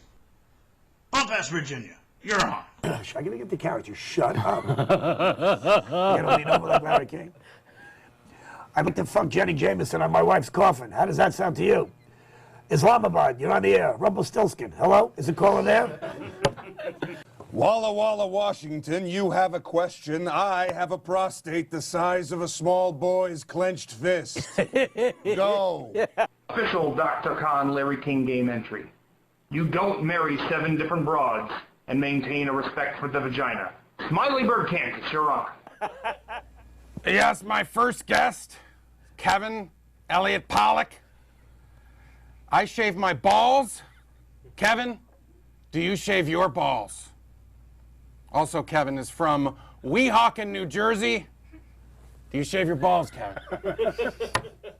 I don't know how that. First of all, I didn't incorporate it. Did I incorporate anything? if there were a prize, I would be taking it away. Because of blueness? Will be specifically written for you by your fans. Okay. So they will have you in mind when offering up the this or that. Kevin, you're live. Hello! How are you? Welcome back. Hope you enjoyed that Larry King game trip through memory lane. I want to thank Doug Benson again and Sam Levine for helping us with the Leonard Maltin game. That was a nice little surprise here for the show. I hope it was incredibly entertaining for you. Those of you listening in audio only, I can only imagine. But what you missed was Doug, who had been on the show before, dressing in black, and his floating head with the black backdrop, which I noticed on the monitor looked pretty damn sexy. That's as close as I've ever come to doing well in the game, and as it turns out, by offering up zero information, I told you. I was victorious. Yes. Well, it's kind of like I never had a brain for math or science in school. Right. And I kept getting high marks in aptitude. Right. So they kept putting me in like advanced classes where I failed even worse. Right. So one year in high school in physics, I was so completely clueless as to what was going on. Every test was multiple choice. I just put C for every answer. Wow. I figured my odds were better. And how, in actually fact, did tried to intuit the answer. And how, in fact, did it work out for you? I think I may have barely passed with like a D or something like that.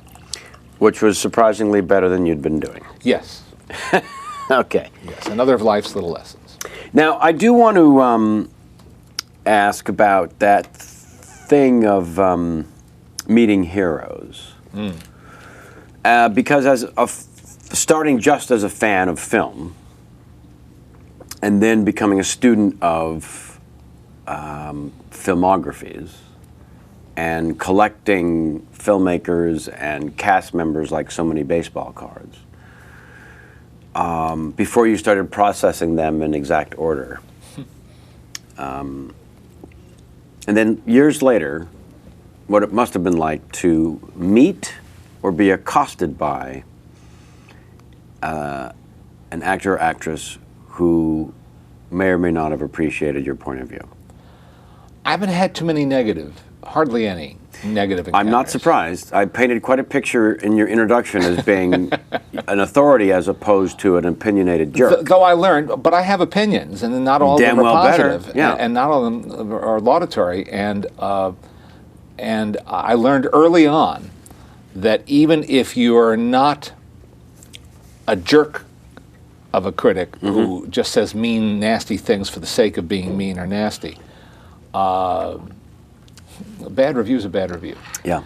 And it's hard not to take it personally. Well, it almost hurts more coming from someone who's intelligent about it than it does some jerk. You can write off a jerk. Well, he's just an opinionated jerk. Yeah. But I've had wonderful experiences. I mean, I've met an awful lot of my heroes. It started even before I got into the film thing. My first love was drawing cartoons. I thought I wanted to be a cartoonist, and I wrote fan letters to some of my heroes, and I got the most extraordinary letter back from Charles M. Schulz. Wow. A personal letter, very personal, because he made specific reference to the cartoon samples I'd sent him. My goodness. And it was on Peanuts stationery, and he sent me unbidden a signed original daily Peanut strip. What? Please tell me this is framed. Oh, yes. Oh, yes. Oh, yeah, you can come and see it.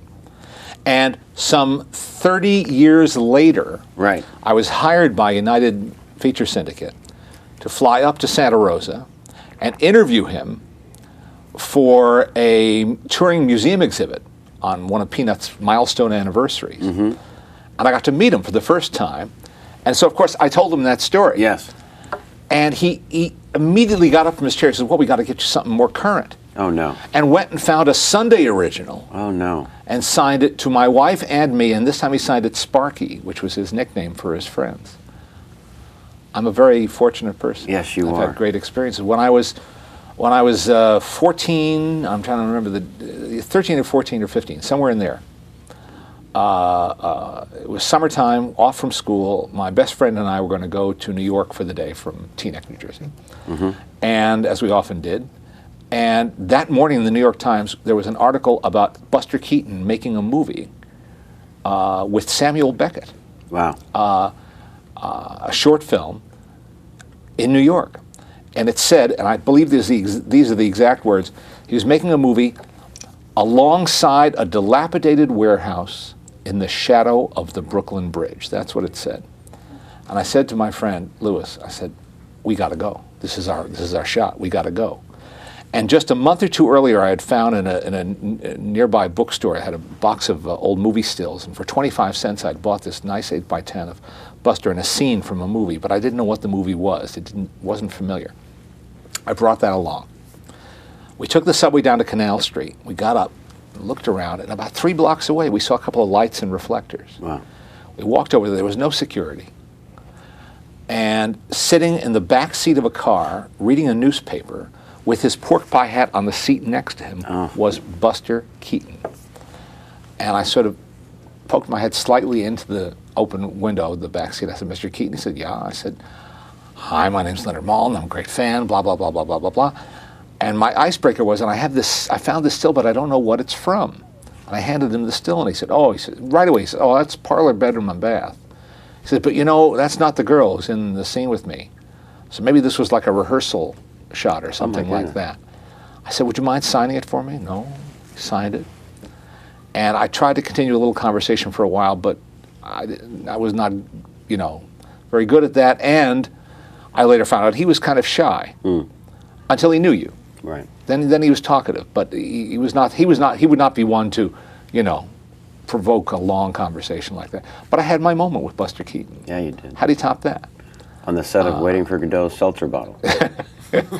And a year later, I saw the debut of that film at the New York Film Festival. It was a short, cold film, very odd little movie. But he and Beckett. Well, Beckett isn't in it. It's based on a Beckett story, and it was directed by Beckett's frequent theater collaborator. And so that's a lifetime memory, And I still have the New York Times clipping too. I've had many wonderful, wonderful experiences like that. I'll say you have. Those are pretty great. I mentioned to you that we have this live audience, and they're constantly talking in the chat room there, and Jamie is perusing, and then she'll forward some questions. I have a couple here. This one from @SpencerGraff. Which movie, if any, has Leonard changed his mind the most since original review? Changed his mind about, I guess is the word. Okay, well, I have done that. Sure, everyone. And you change. Life changes. Yeah, movies change. It's also one of the things about the experience that oftentimes, whatever your emotions are that you bring into the theater or screening room that day are going to dictate your ability to enjoy something. True. Or vice versa. And also, some films wear well, others don't. And then there's expectation. Right. Oh, yeah, huge. I think expectation is the biggest single factor in your reaction to a movie. I 100% agree. And seeing a film, just to digress for a second, seeing a film when the whole world is dying to see this movie and it hasn't opened yet, and you get into maybe if you're in the industry, you get to see it early at a screening, or maybe you've bought tickets and waited online, or you've gone to a midnight show, as millions did for Harry Potter the other night.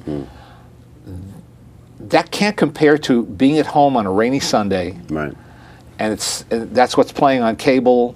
And okay, then you're just looking for something to divert you for a couple hours. And you can't believe how great that movie is. Yeah. So it can be any number of things.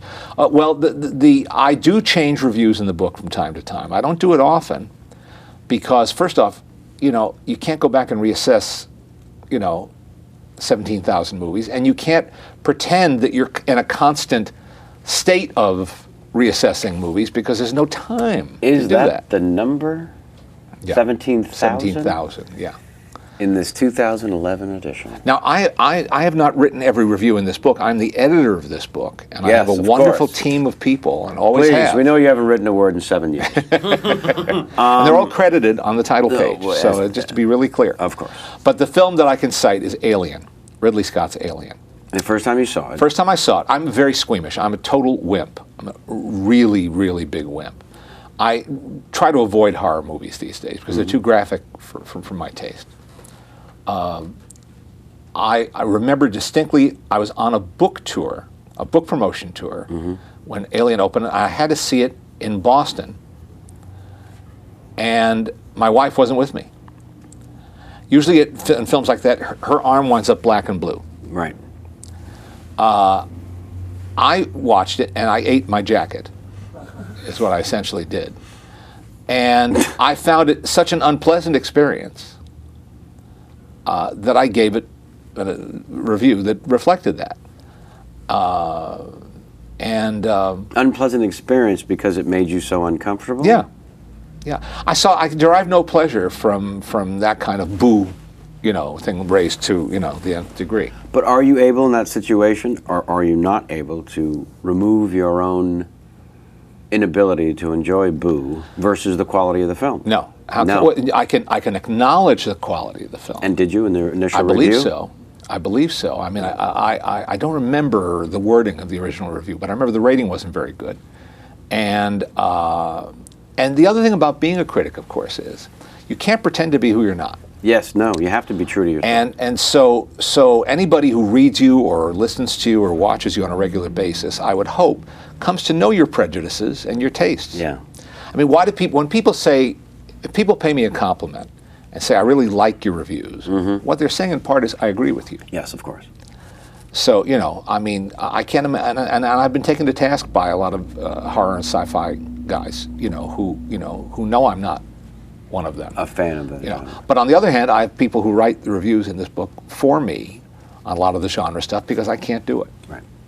So anyway, so I give it Second time you see Alien. 25 years later. Wow. The 25th anniversary of Alien. Ridley Scott does some tweaking to it, and they re-release it theatrically, director's cut.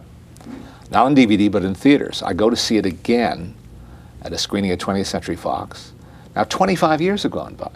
What year did it originally come out? 78? 79. I think 79? I think 79. It's 78 or 79. 25 years have gone by. Wow. My threshold has gone up a little about what I can take. You've eaten a few jackets. Right.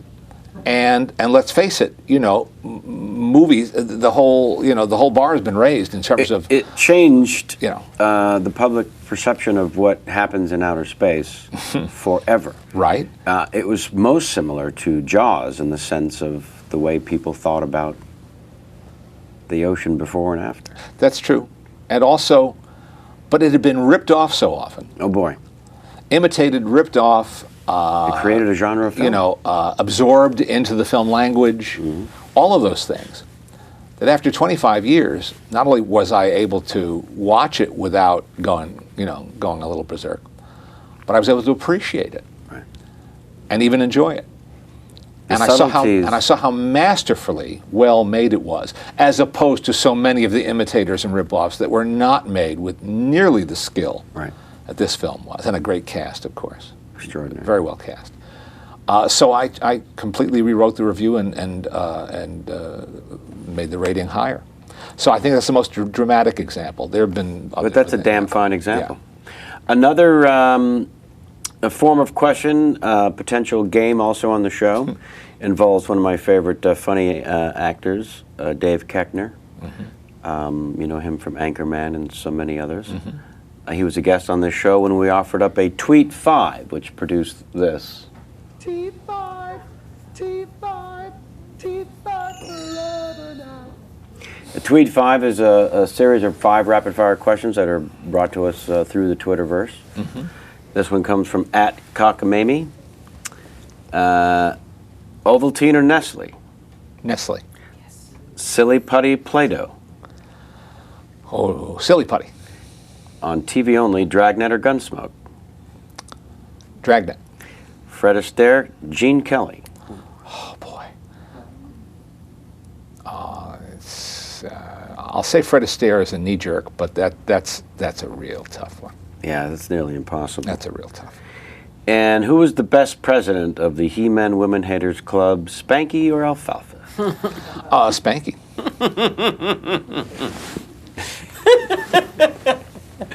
Yeah, I'm gonna have to go with you on that one. Jamie, darling, I got to meet Spanky. What? I got to know Spanky a little bit. Put a pin in that. Tell me. You know, I mean, you know, Spanky. Yeah. Yes. Duh. You know.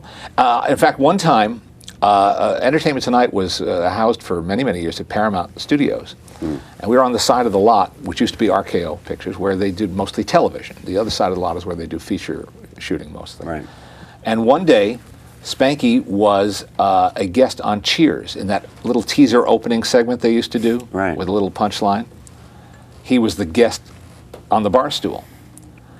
And he came over, one building over, to say hello to me, and I got to introduce him to a bunch of my colleagues, you know, and later, Rhea Perlman told me that was the most exciting thing that ever happened to her in show business, was having Spanky on the show and getting to meet Spanky McFarlane. Yes. Extraordinary. She and a lot of other people on that set were just thrilled that he was there.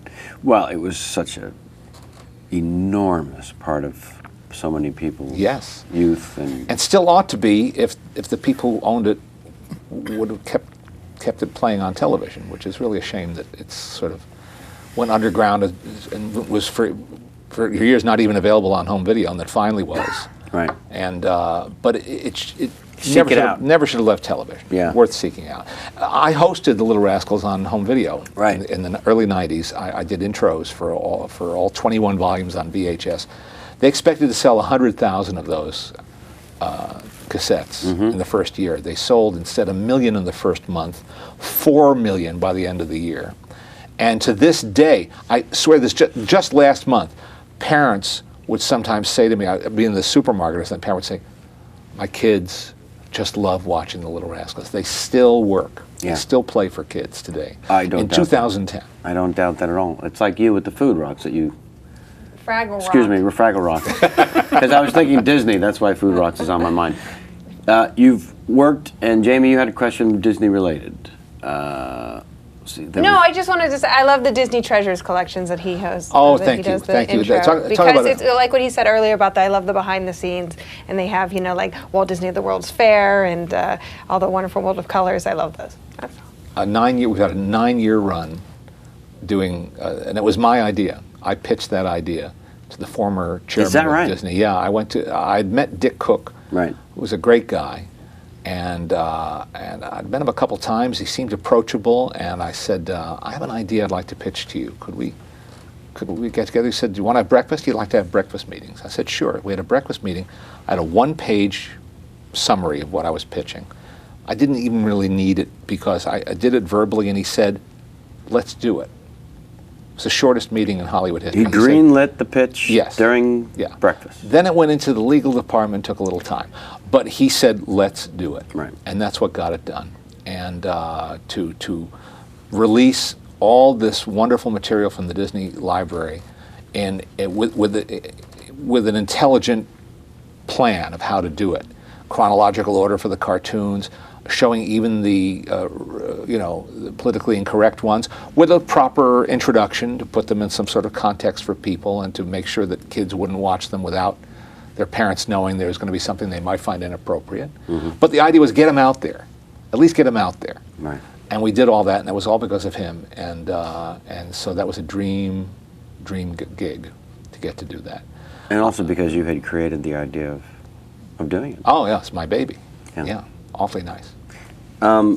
We've been talking all this time, and there's one plug I haven't plugged. Please. That I have to do. Please. Which is that I'm in my 5th season, hosting my own weekly show on Reels channel. Which season? 5th? 5th. Right. That's got to be a miracle in itself. Yes. Reels channel is not the most widely watched channel on the basic cable, but it's growing and getting better all the time. And they gave me from day one a weekly half hour to do as I pleased. And the show for 4 years was called Secrets Out. Secrets Out with Leonard Maltin. Right. And you were a guest. Yes. You and Mark Thompson were a guest. We had fun that day talking about Mother Night.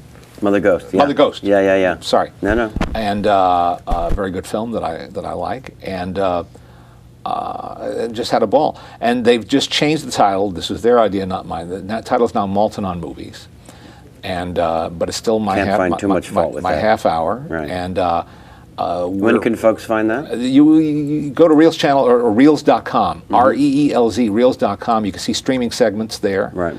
It's on DirecTV, it's on DishNet, it's on a lot of cable systems as well around the country. And as I say, and every week we post several of the segments online, so you can see it there as well at Reels.com.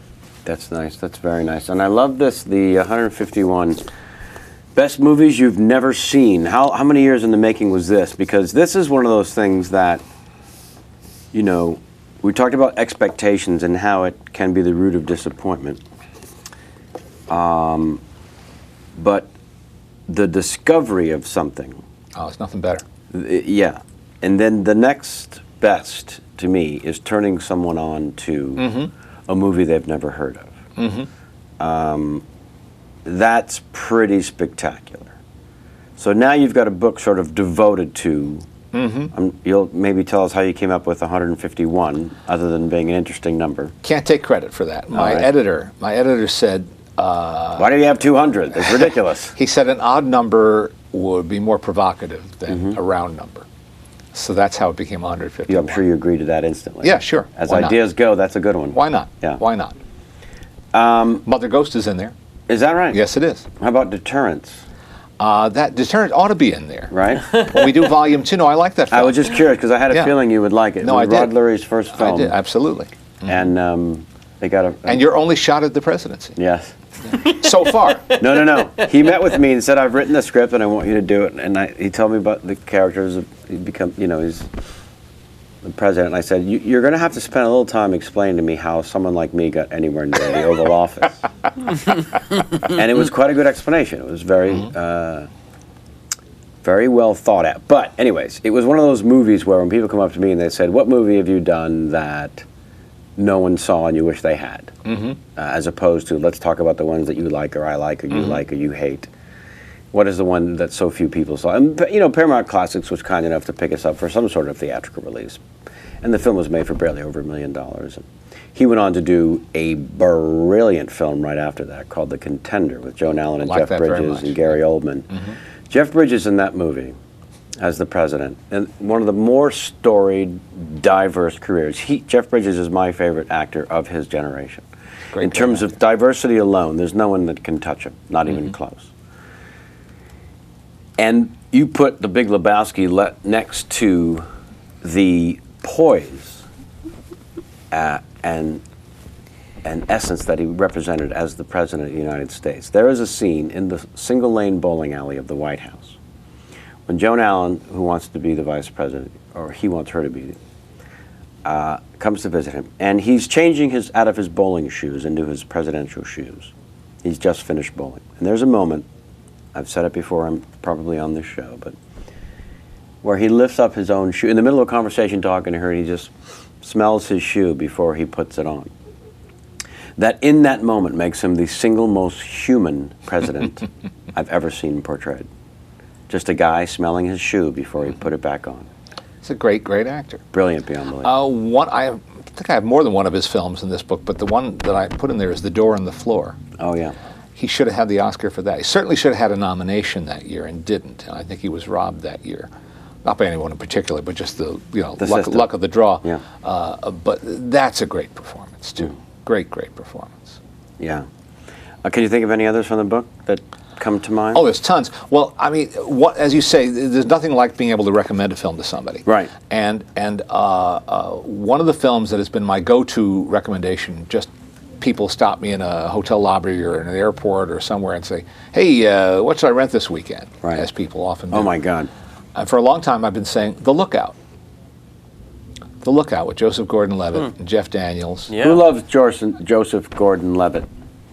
And who doesn't love Joseph? Yeah. Gordon-Levitt? The Lookout's pretty spectacular. It's a wonderful film. Scott Frank's directorial debut. Great writer for so many years. Terrific screenwriter. And this film had been percolating for almost a decade. Is that right? Oh, it had been with different directors. It had been with some major directors. And I heard Scott Frank speak at a screening, and he explained all this, that he'd worked on the film with one director for a while, and I wish I could remember which ones, but he was like A-list directors who were committed to it, and like any director wanted input in the screenplay, and he developed things with them, and then they went off to do another movie. Right. Then he worked with another director, very interested, very involved, changed things in the script, and then went off to do another movie.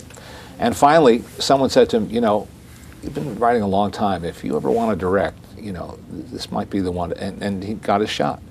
But he made a choice. He made a choice not to go with stars. Right. Instead, he cast it the way he wanted to cast it. And that may have cost him some of his audience. Because believe me, in 2007, when that film came out, and I kept telling people how good it was, they say, who's in it? And I'd say, Joseph Gordon-Levitt. It's just 3 years ago. People said, huh? Yeah. See, remember the kid from Third Rock from the Sun? You've seen it. He's grown up now. He's doing it. Well, he does mostly indie movies, and up to then had done mostly indie movies. Sure. And he just didn't have that instant name recognition. Only 3 years ago. Only 3 years ago.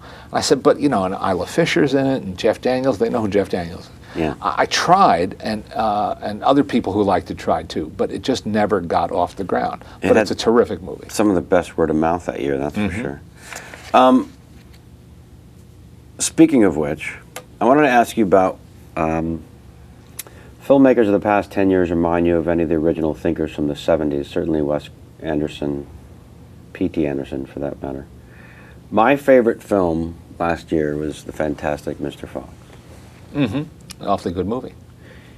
You must have an appreciation for the absurd amount of work involved in that sort of I still can't begin to grasp the amount of work involved in stop motion animation in general. Right.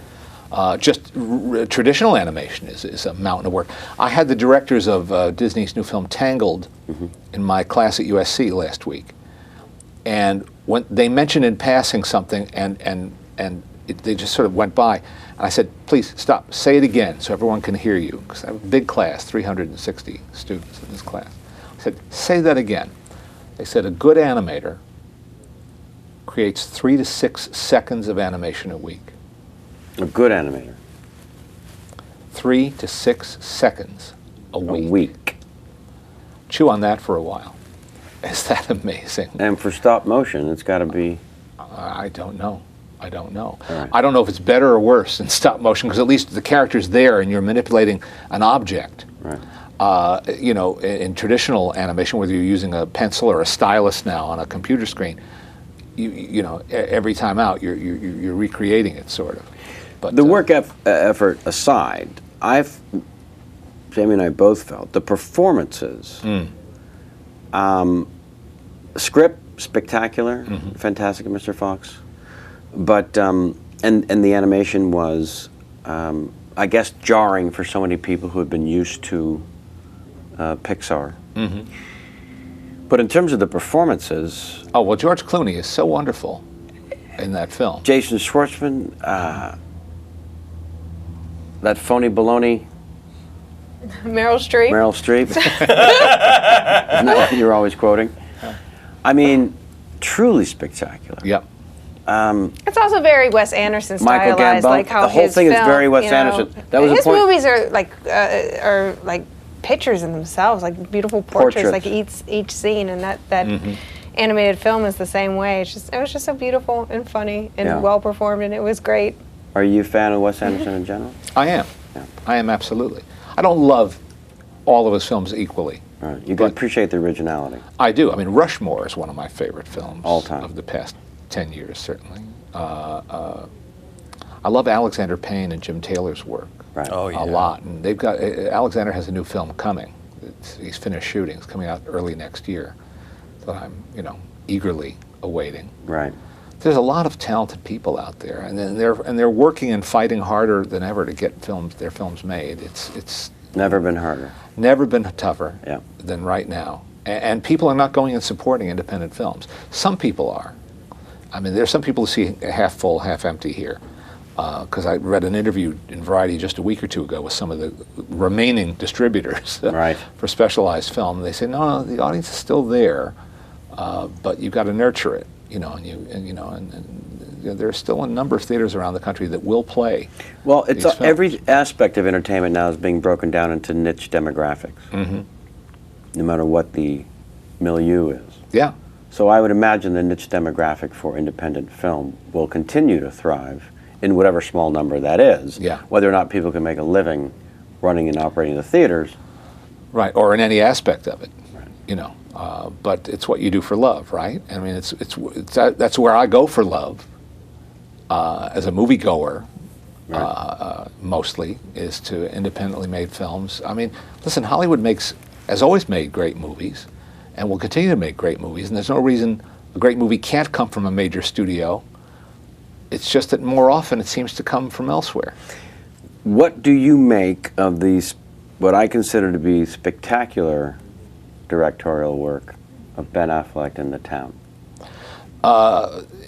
It's just about my favorite film this year. I was just going to say it's by far my favorite film of the year. It has been that, and I like The Social Network an awful lot too, and one or two others. But The Town, I think, the word spectacular is a good word. Surprising.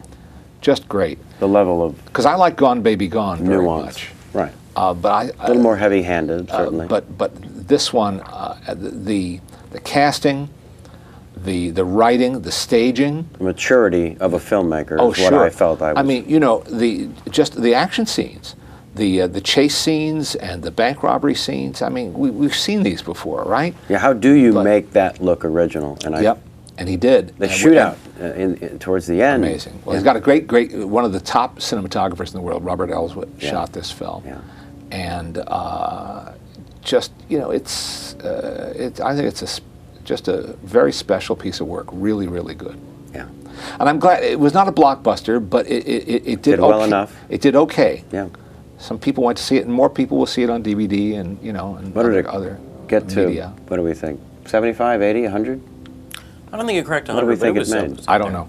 I don't pay a lot of attention to that. I pay attention to those weekend numbers only insofar as I want to see these films supported. Well, that's what I was trying to and that's figure. what I sort of Yeah. that I pay attention to that much of their saga in the box office. Did Right. people go?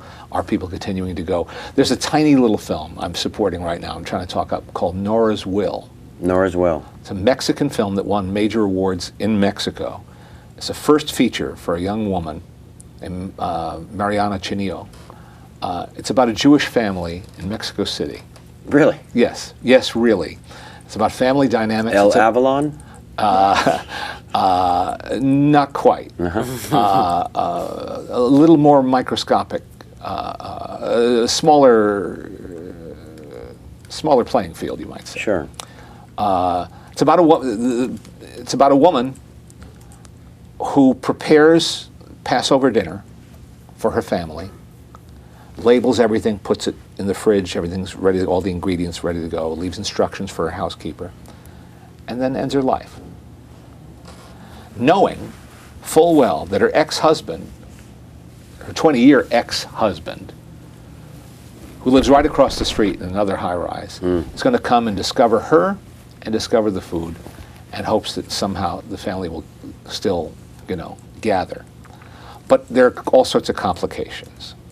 It's about forgiveness. It's about love. It's about family dynamics. It's about Jewishness. It's an awfully good film. As a debut feature. And it's an awfully good film for anybody. In New York and in L.A., it did better its second weekend than its first. Great. The word of mouth was so strong. And this, in spite of a bad review in the New York Times, the only bad review they've gotten. Wow. So, Nora's Will. I'm out proselytizing for that film. Appreciated. Here's another tweet 5 for you, sir, Okay. from @Blabbermoth. Go, Dave Keckner.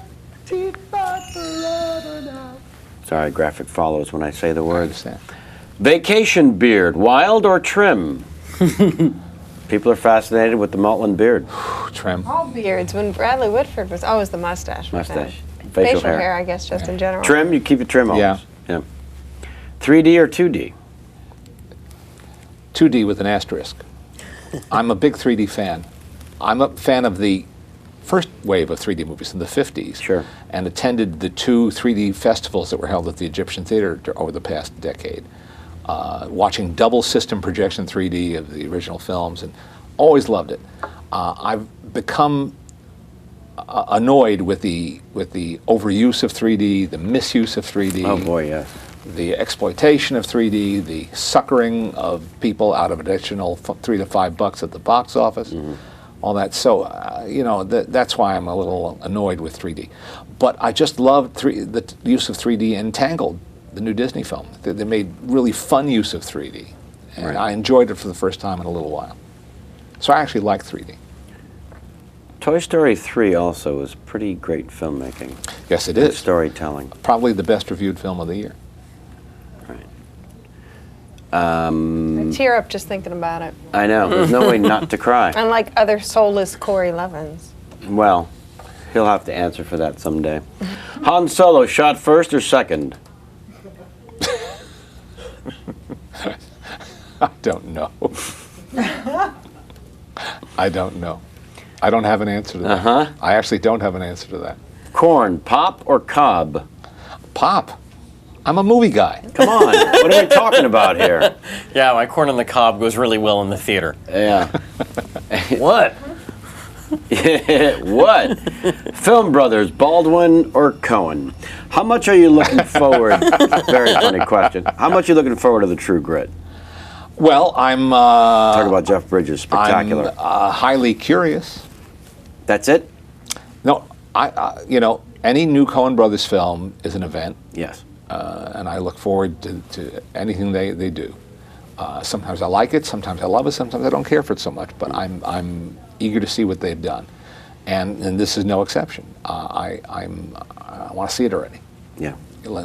Show it to me. Yeah. Let me see it. A friend of mine started reading the book by Charles Portis, and said he thinks that they're right, that the first film veered from it in terms of the tone and the style, and that maybe it suits them better than people may expect. That's nice. So we'll see. Here's hoping. Yes, absolutely. Sammy, we ran a little long. What can you do? You did some work. I did. You did some prep work. I did. Is there a 5-minute version of this game? Yeah, I can do it fast. Let's do the 5-minute version of Sammy's game. Let's do this thing. You're keeping me from Flint. Run it. Sammy worked so hard. This is not who tweeted. This is not who tweeted. This is not who tweeted. Don't put that graphic up. No.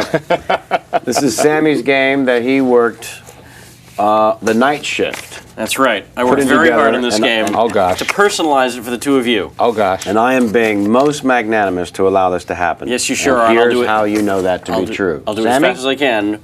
We welcome you to Name That Piece of Crap. I don't know if we can get close enough in there. So we're talking about 4 of Kevin's films.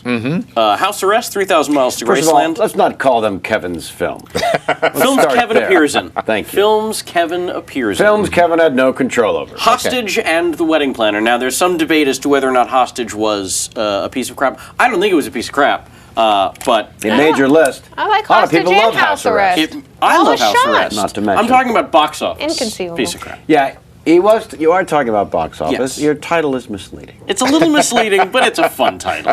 It's a fun title. It's a grabber. It's a grabber. It's a grabber. It's no 150 best movies you've never seen. 151 best movies you've never seen. So I'm going to say a small snippet from your review of one of these 4 films. Again. And you're going to have to But guess. that's why it's a playing field. Yes, I understand. It's a fair... I understand. Because you can't remember, and You I have can't no remember. idea. He doesn't know. He hasn't read the reviews. All right, even. So then you guys buzz in. I stopped reading the review Just of buzz Film in. I'm in a long time ago. Say your name, and then I'll point to you, and I'll Okay. give you 3 seconds to tell me which of these 4 films you think that snippet came from. Okay. We're not going to do a whole 5 3-point. We'll just do a point. Here we go. Okay. Ready? How do we indicate that we're ready to... Say your name. Just say your name. All right. That's how you I'll ring point in. to you. Okay. All right. Potentially clever idea degenerates into an overlong, bloody, and bloody awful bore. Kevin, 3,000 Miles of Graceland. That is correct. That's what I would have called it. Well, it had potential. There you go. Clever idea. Yeah. Review number 2. A serious lack of chemistry between the leads. Wedding Planner? That is correct. I didn't say my name. That's I'm all right. sorry. I'll give you the point. I'll give you the point. 3. By the way, Wedding Planner was a huge hit. That was a piece of crap. Okay. But you... All right. It's either or. You're It's in either one or. scene. No, this was like one of those no good deed goes unpunished. The director asked me to do him a favor and cut 2 of the 3 scenes. Blah, blah, blah. Number 3. Yes. All the plot developments are brainless. House Arrest? Ooh. Oh. Sorry. Ooh. That was also 3,000 Miles to Graceland. Oh, you didn't say you were reusing... Well, I've got 10 here. Oh, okay. All right, got 10. make your rules clear. Sorry. Number 4. Not as bad as it sounds. I think that's the best review. That's the best He said review. that of one of these films. House Not as bad Arrest. as it sounds. That is correct. That is correct. At this point, it's just him guessing. You're gonna have to jump in there if you want to No, play. I wasn't guessing. I seem to remember that. Yeah. Number 5. Again, that piece of crap not applying. That's right. Filmed with style and a genuine camera eye. Hostage. Kevin Hostage. That is correct. That's very correct. Florent Souris was the name of the director. Number Florent 6. Souris. Occasional bright moments are done in by long, deadening stretches. Kevin, 3,000 Miles of Graceland. Sorry, no. Ooh. The Wedding Planner. The Wedding Planner. Florent Souris did that French film, The Nest. Oh, I remember that one about a heist gone horribly wrong. Fantastic film. Anyways, onward. Number 7. All the violence is mindless. Hostage.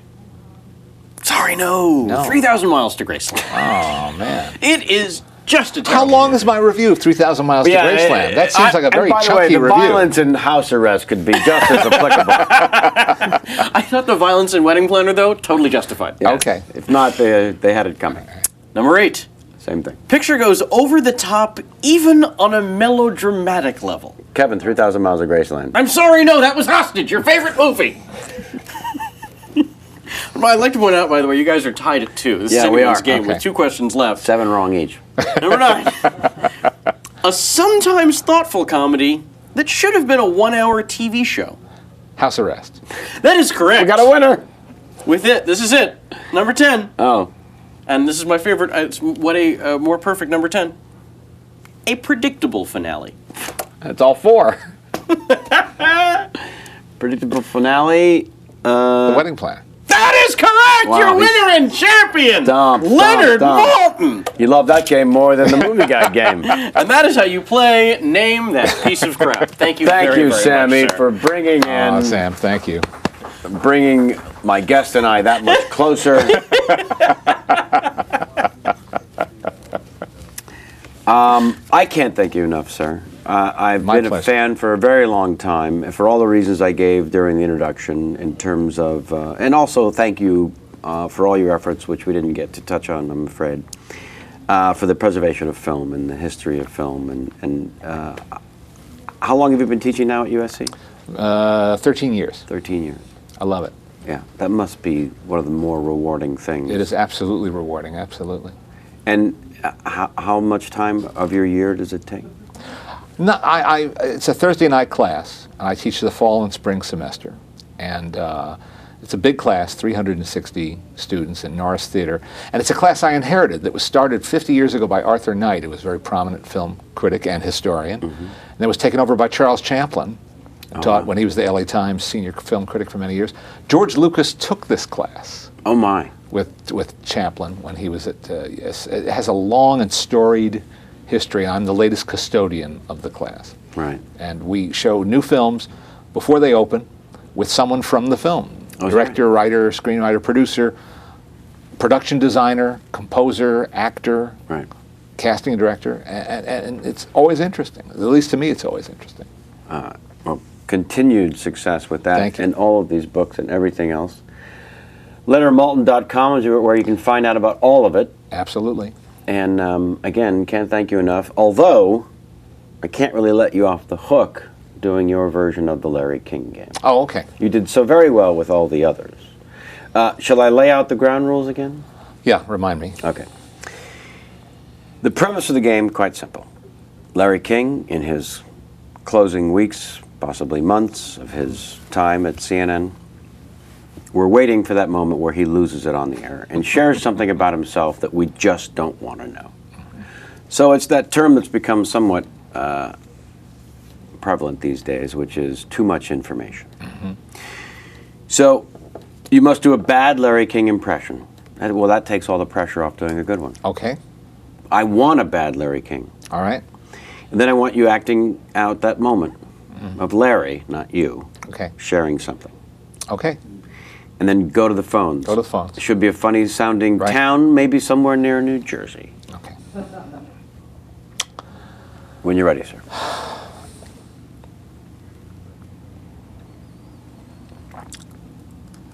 I was so tired this morning at Nate and Al's, I ordered my pastrami sandwich on white.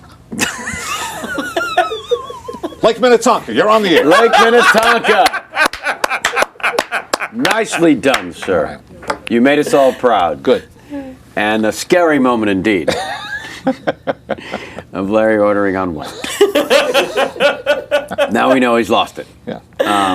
Thank you so much, and we will continue to look forward to your contributions, honestly and truly. Thank you, and congratulations to you on this wonderful vehicle you've developed for yourself. It's great. Oh, thanks. I think it's really exciting. That the internet is kind of scary in a lot of ways to some people like me who grew up in old media. Sure. But long form conversation. Yeah, long form conversation is wonderful, and you've raised it to a nice level here. What you're doing. Thank you very much for participating. My pleasure. All right, if you wouldn't mind, one last request: sit there uncomfortably while I wrap things up. I can do that. All right. My thanks to my guest today, the great Leonard Maltin, and I want to wish all of you out there tuning in now and those of you after the fact the best Thanksgiving possible. Spend it with loved ones of your choosing, hopefully. If not, sorry you had to see the family again. we've got some great shows coming up through the end of the year, and you know, we are going to be taking some weeks off. Thanksgiving, for example, we will not have a show next Sunday, and a few over the December holidays. But we'll have a few before the Christmas break. So please come back for those. I wonder what my crew has been up to this last 2 hours and 19 minutes. I can only imagine. I might have to fill things in. I have a feeling this may not be a talkie. Oh, happy Thanksgiving. They've done little what the crew is thankful for. Thankful for hugs. Oh, I think that's Emily, the redhead. Thankful for stand-up comedy, says J-Mac. I'm thankful for friends and family, says Emily Goodwin. And our director, I'm thankful for not having to come up with a crew gag for a week. Ah, yes. It's all been personalized. The last one was saying, I'm lazy. No, it's nice to have a week off. We'll all enjoy it and hope you all enjoy your time off from us as well. Here are the books. Please go out and get them. I really have been a fan of my guest today for a very long time, and hope that you all become patrons of his, because he has earned that. So that's it for now, and I do want to thank the fine folks at the Pita Pit for feeding us once again, and also the Gurin brothers for the lovely chapeau. And Doug Benson for and stopping Doug by. Benson for a very special visit. Enjoyed the Leonard Maltin game, which, who won again? I believe you did, my friend. Oh, that's right. For some reason.